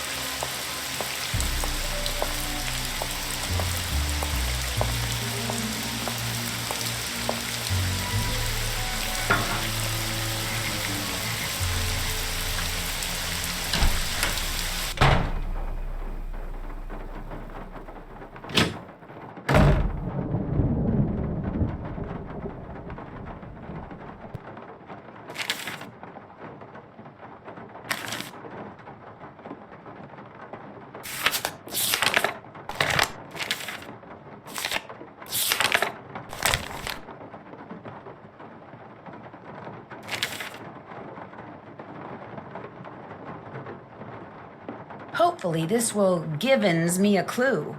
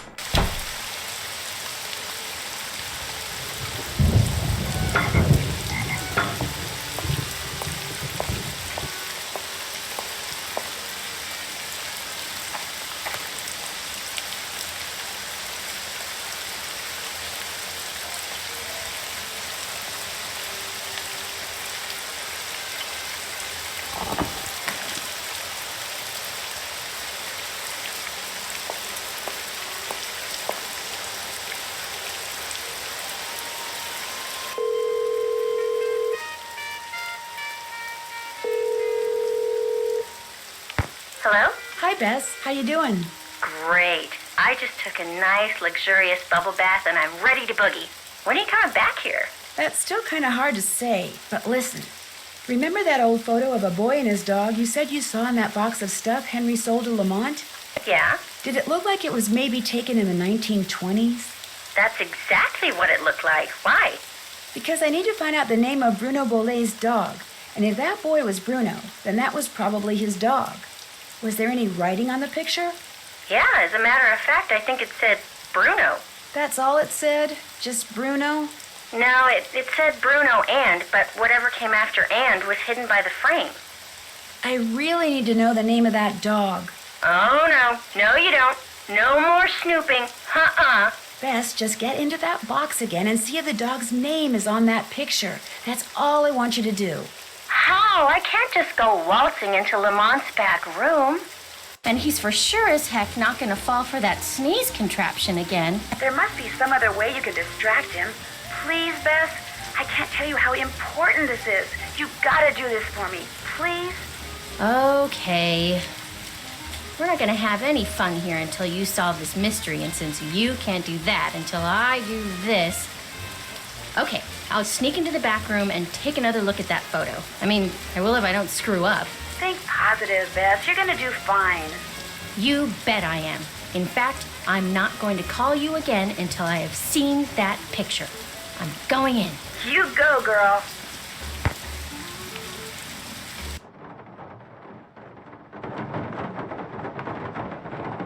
Hey! In all your journeys through the wonderful world of junk, have you ever come across one of those legendary crystal skulls? What makes you ask that? You have so many other oddities in here, I was just wondering. No. I know the legend, of course, and I sure wouldn't mind getting my hands on one of those babies. I mean, I could sell it for a fortune. But no such luck. Funny. I've been thinking about those skulls lately. A lot.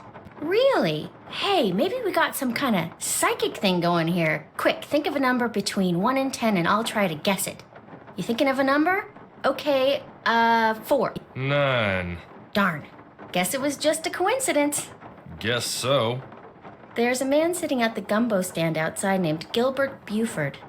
Do you know him? We're not close personal friends or anything, but I certainly know of him. Comes from one of the wealthiest and most prominent families in New Orleans. And on top of all that, he's a doctor. Guy's gotta be rolling in dough. Must be nice, huh? That gumbo stand outside? What do you think? Is it pretty authentic? Outstanding! Just watch the hot sauce. Whatever's in it gives my stomach instant fits. You know, I still feel guilty about that sneezing thing, so how about I go and get you a nice big bowl of gumbo? Just so happens I'm starving, so hey, you got a deal. Great. I'll be right back.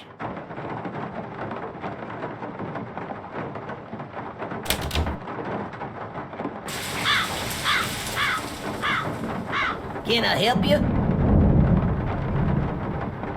Knock yourself out.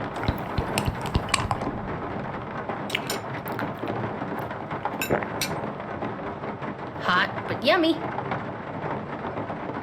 Eat up.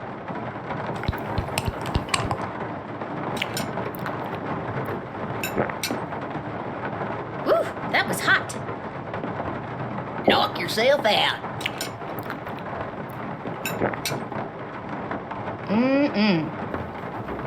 Eat up. That was yummy. Can I get a gumbo to go, please? There you go.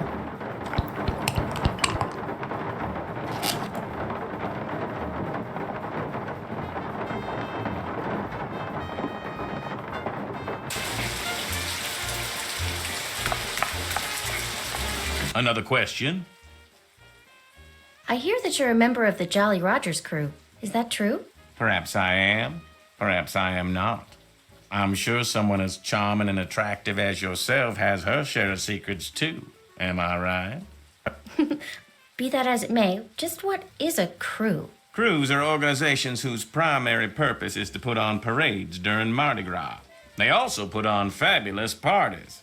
Very private parties. Members only. Some consider crews to be private clubs. secret societies is a term others have used. However, back in the 1990s, the city decided not to issue the Jolly Rogers any more parade permits, unless they opened their crew to pretty much anyone who wanted to join.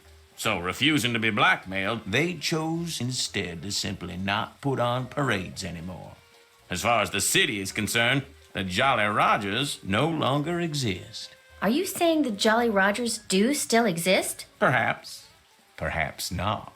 I'll let you get back to your gumbo. Feel free to drop by anytime.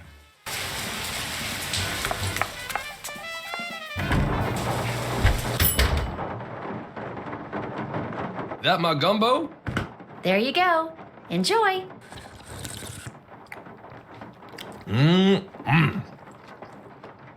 Uh-oh.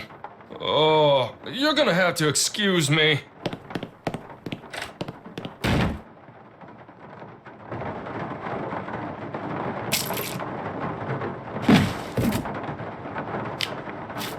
Uh-oh. I better get out of here.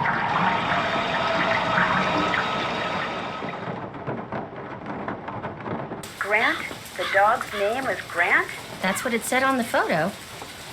Kind of a weird name for a dog, huh? Yeah, well, Bruno Bolet was kind of a weird guy.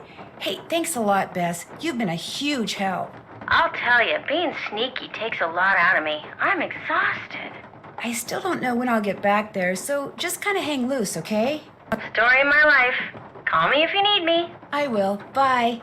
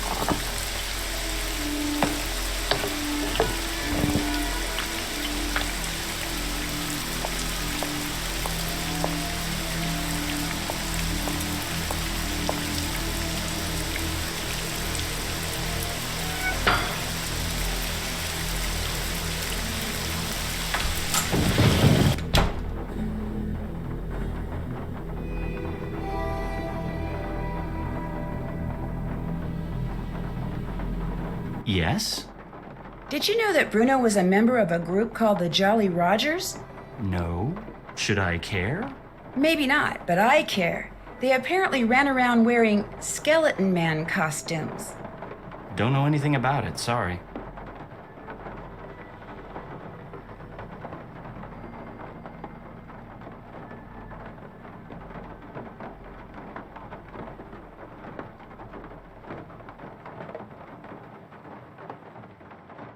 I'll stop bugging you now. Sounds good.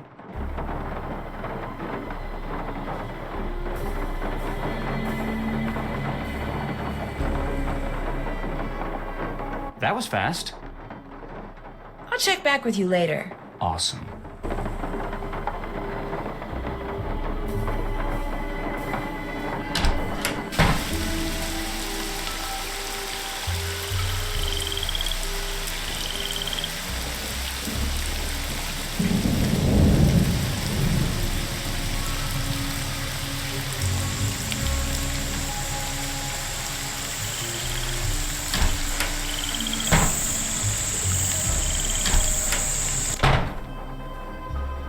Yes? How come your great uncle's crypt is in the garden and not in the cemetery? Don't ask me. It's kind of weird. Apparently, he built the crypt himself, but he never indicated in his will or anywhere else that that's where he wanted to be buried. I stuck his ashes in there anyway and had the thing inscribed. If that's not what he wanted, too bad. I'll check back with you later. Awesome.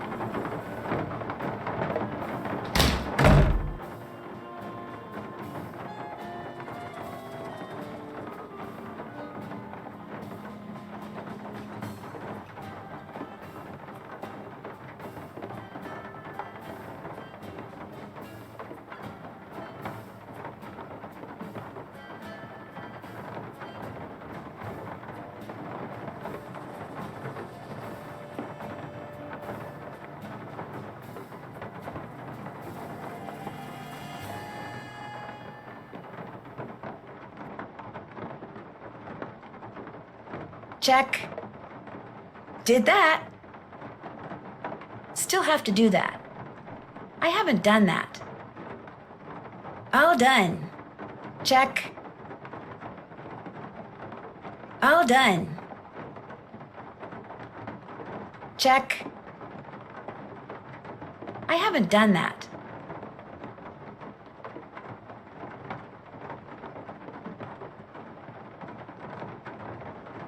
Can't check that off yet.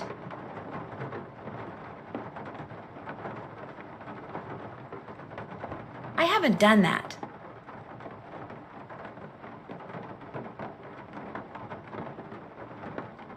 I haven't done that.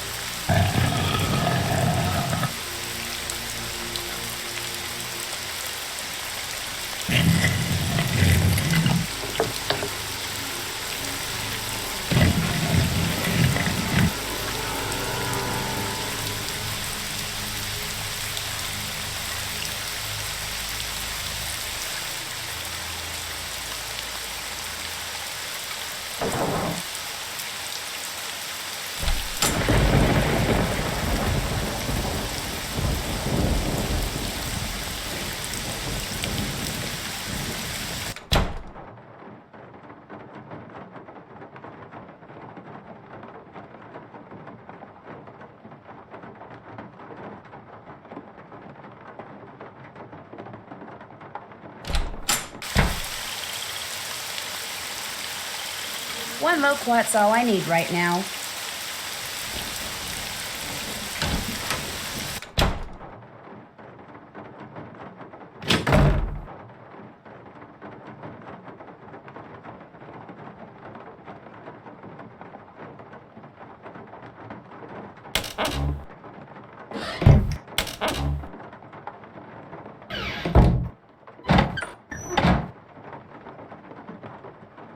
Here, Iggy. Iggy, come here, Iggy. Got something for ya.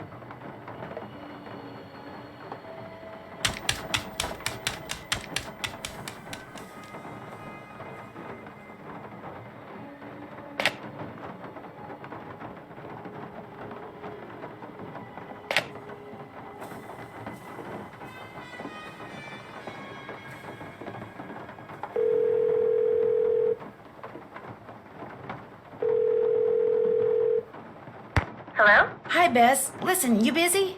Why? I need you to do something for me. What? I need you to infiltrate the meeting of the Jolly Rogers crew that's about to be held at Rampart and Dumaine, which has got to be right near Zeke's.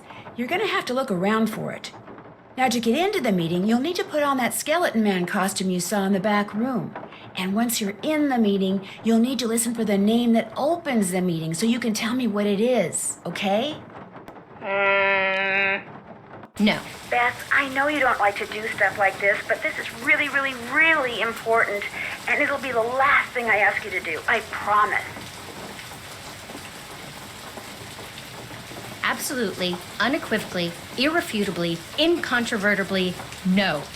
Which of course actually means yes, because if I don't do this, I'll be stuck here by myself until you give up. And since we both know you will never give up, I don't suppose it would do any good to point out that the curio shop is closed. You'll find a way in. Oh, and if anyone at the meeting asks, the password is Scuttled Bones. Okay, I'll give it a shot. That's the spirit.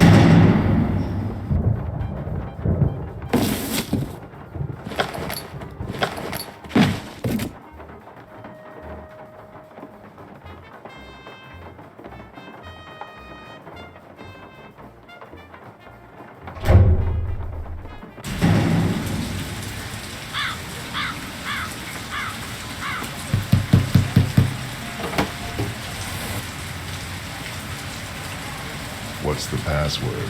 Password? Right. Let's see. Scuttled bones.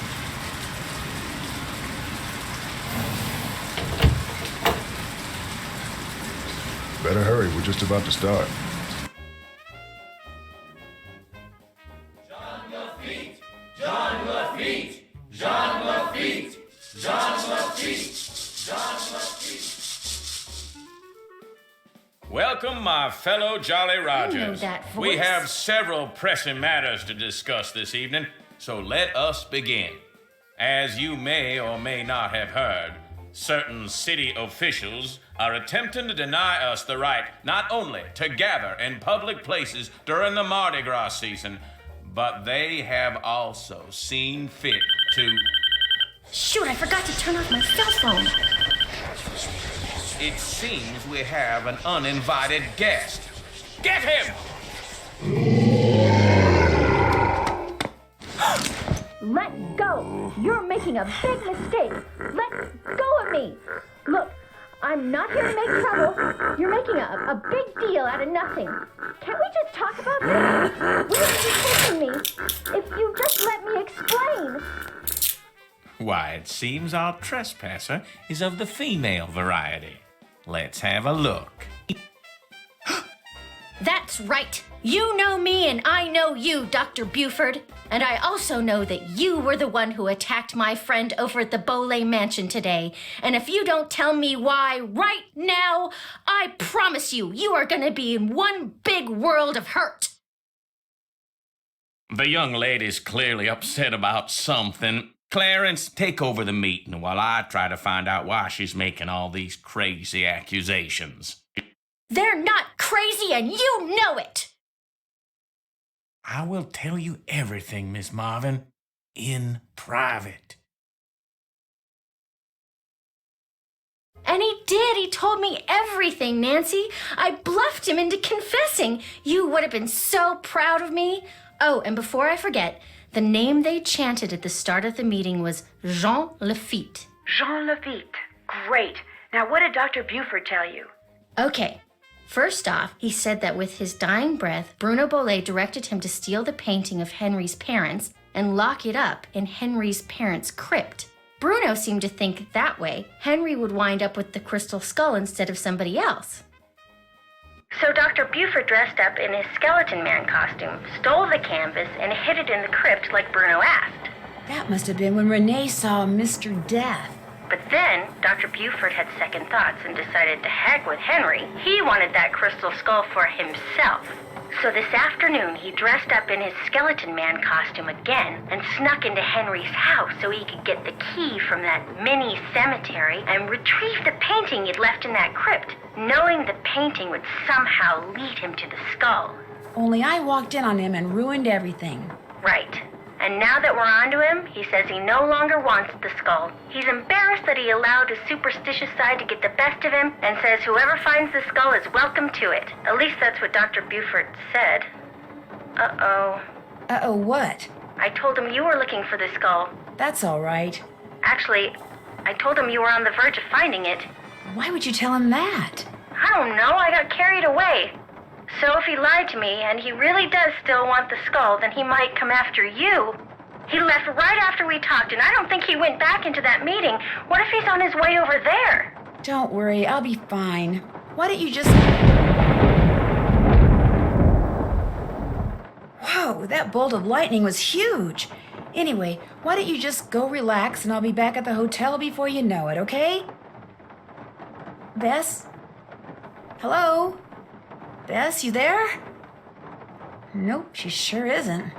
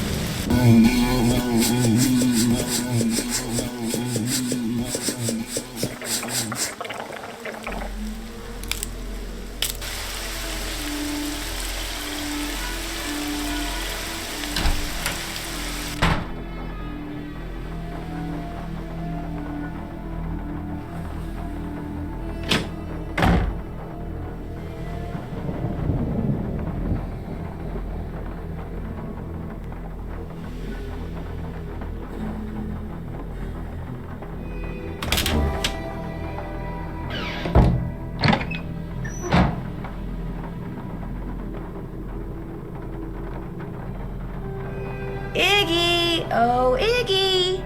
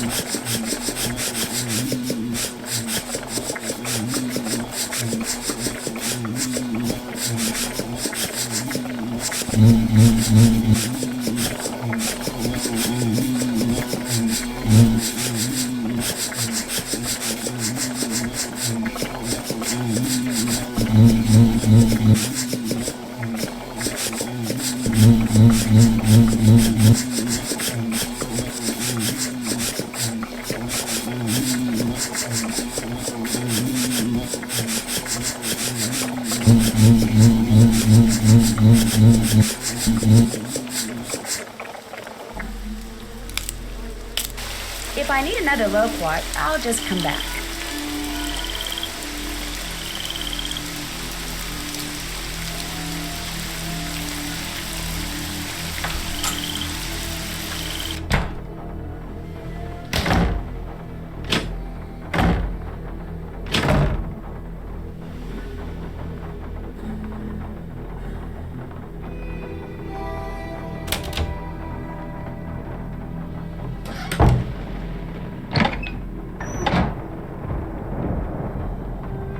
Here, Iggy, Iggy, Iggy.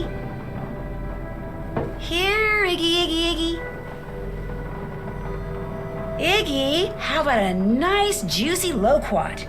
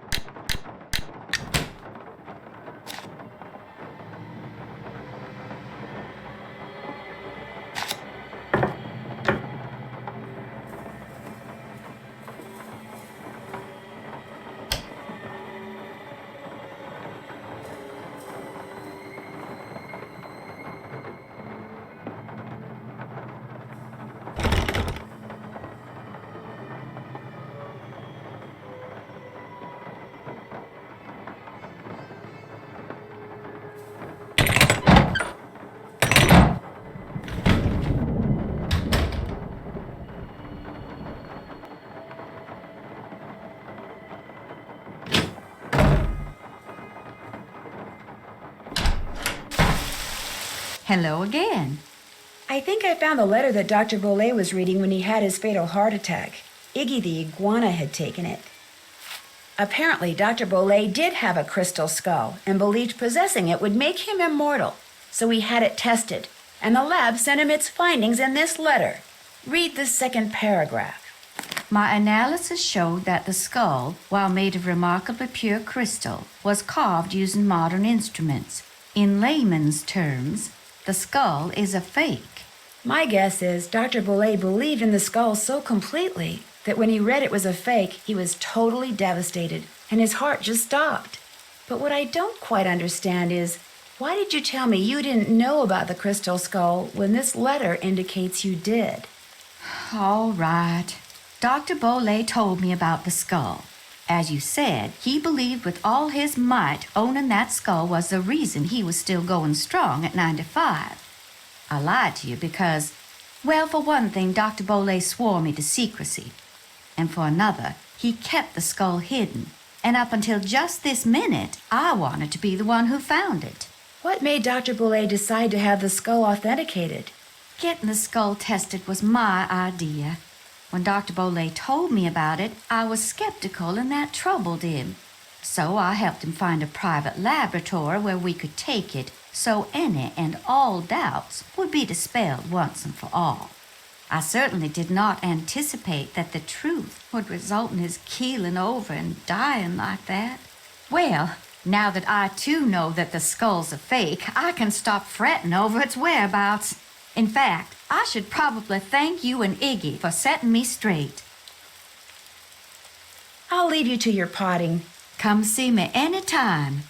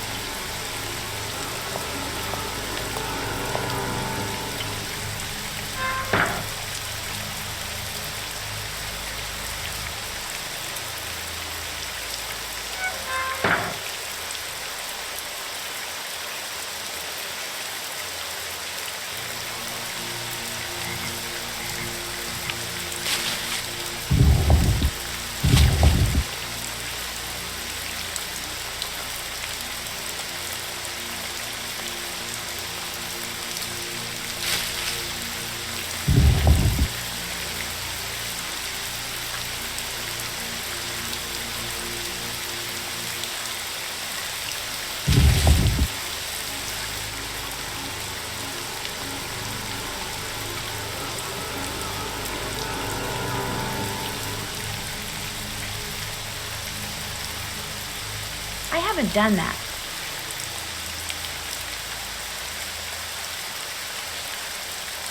Check. Check. All done. All done. All done. Check. All done.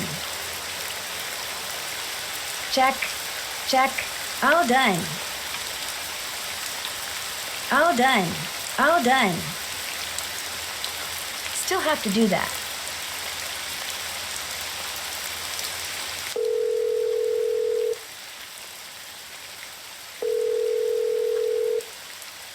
Yeah?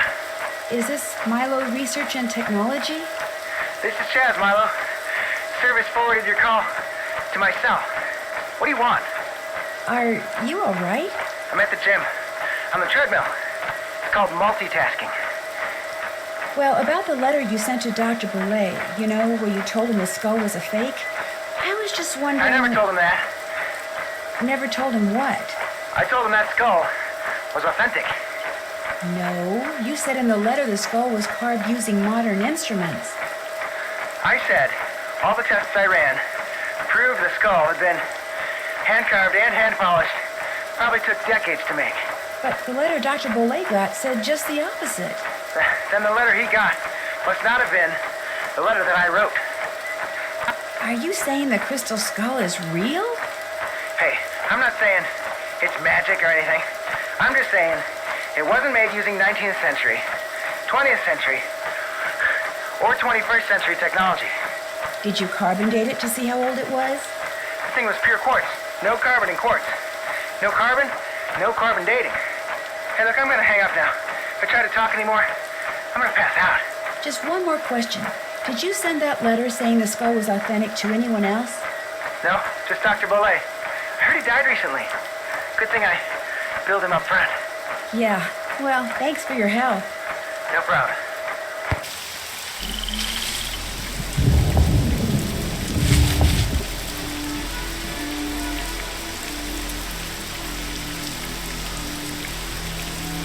Check.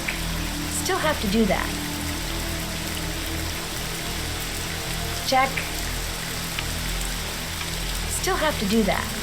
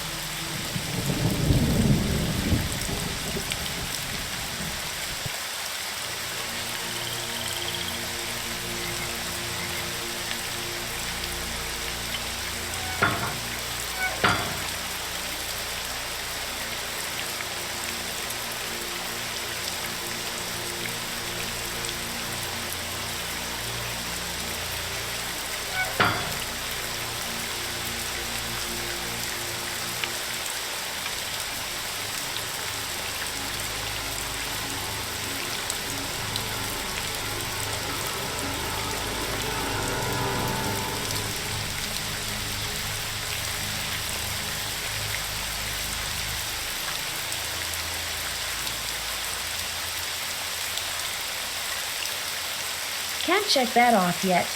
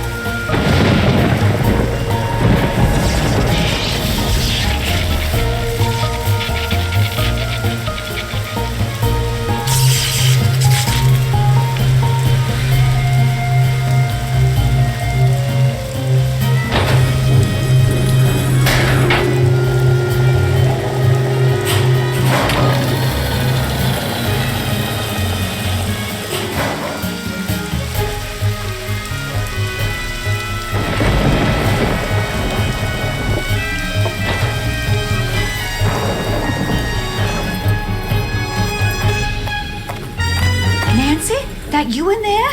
Goodness sakes, gal, what on earth have you gone and done? The lid's closing and I don't know how to stop it. Here, I'll pull you up. Toss what you're holding up here, then give me your hands. Come on, you best hurry. Here it comes. Renee, a little help, please? The crystal skull.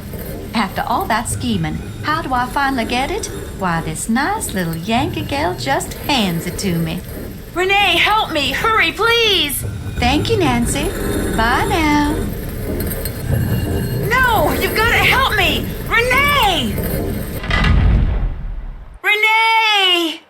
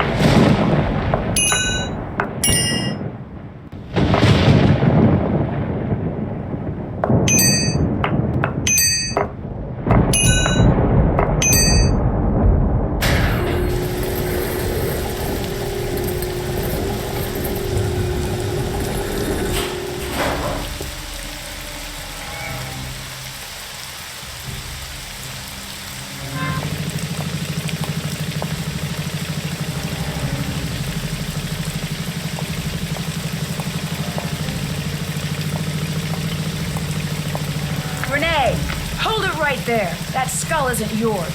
To say nothing of the fact that you just tried to bury me alive. The skull is mine. It wants to be mine. Yes, I did my share of scheming to get it. I got Dr. Bolet to go to the authenticators, then switched the letter they wrote saying it was real with one I wrote saying it was fake, in hopes that Dr. Bolet would just hand it over to me. Yes, my plan failed, and yet, here we are. I have the skull. Why? Because it knows that I will fulfill its destiny. Bruno Bolet wanted Henry to have it. That's why he had Gilbert Buford steal that painting and hide it in Henry's parents' crypt. Because he hoped that way Henry would eventually find it. Henry's a fool. If he ever got his hands on this, he would just turn around and give it to that trashy girlfriend of his. Dr. Bolet, he just wanted it because he was terrified of dying. Gilbert Buford, too. And that Lamont fella, he just wants to sell it to the highest bidder. But me, my motives are pure. I am going to protect it so it can rendezvous with all those other skulls. I'm going to be right there when they start conversing and all the mysteries of the universe are forever solved. Ah!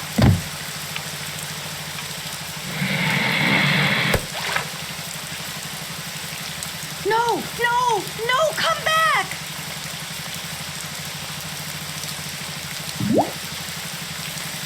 Renee burst into tears and sobbed as Bernie swam away with a crystal skull.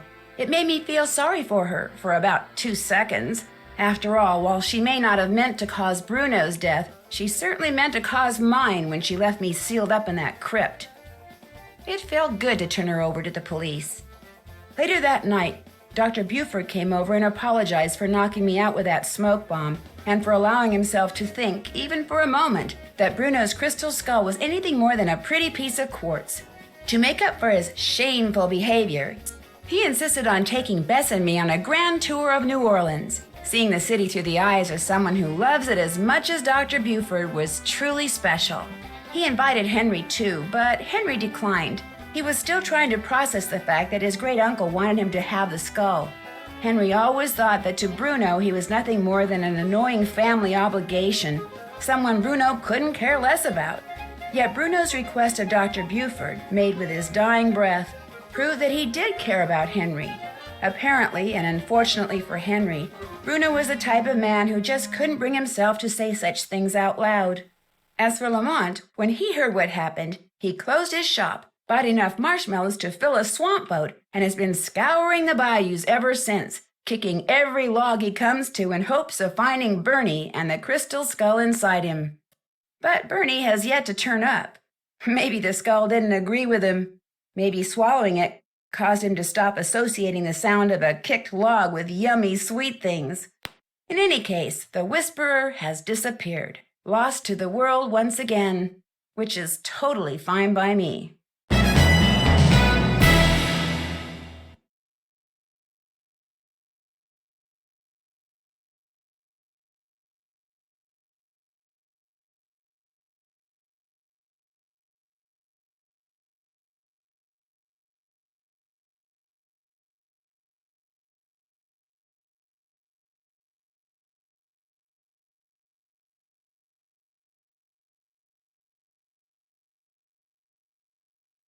Talk about a detective's dream come true. The Italian police called me personally and requested that I travel to Italy and help them stake out a suspected thief in Venice.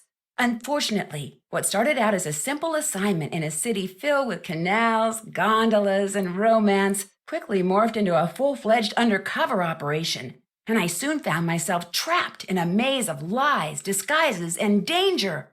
Help me find my way out by joining me in my next adventure, Phantom of Venice.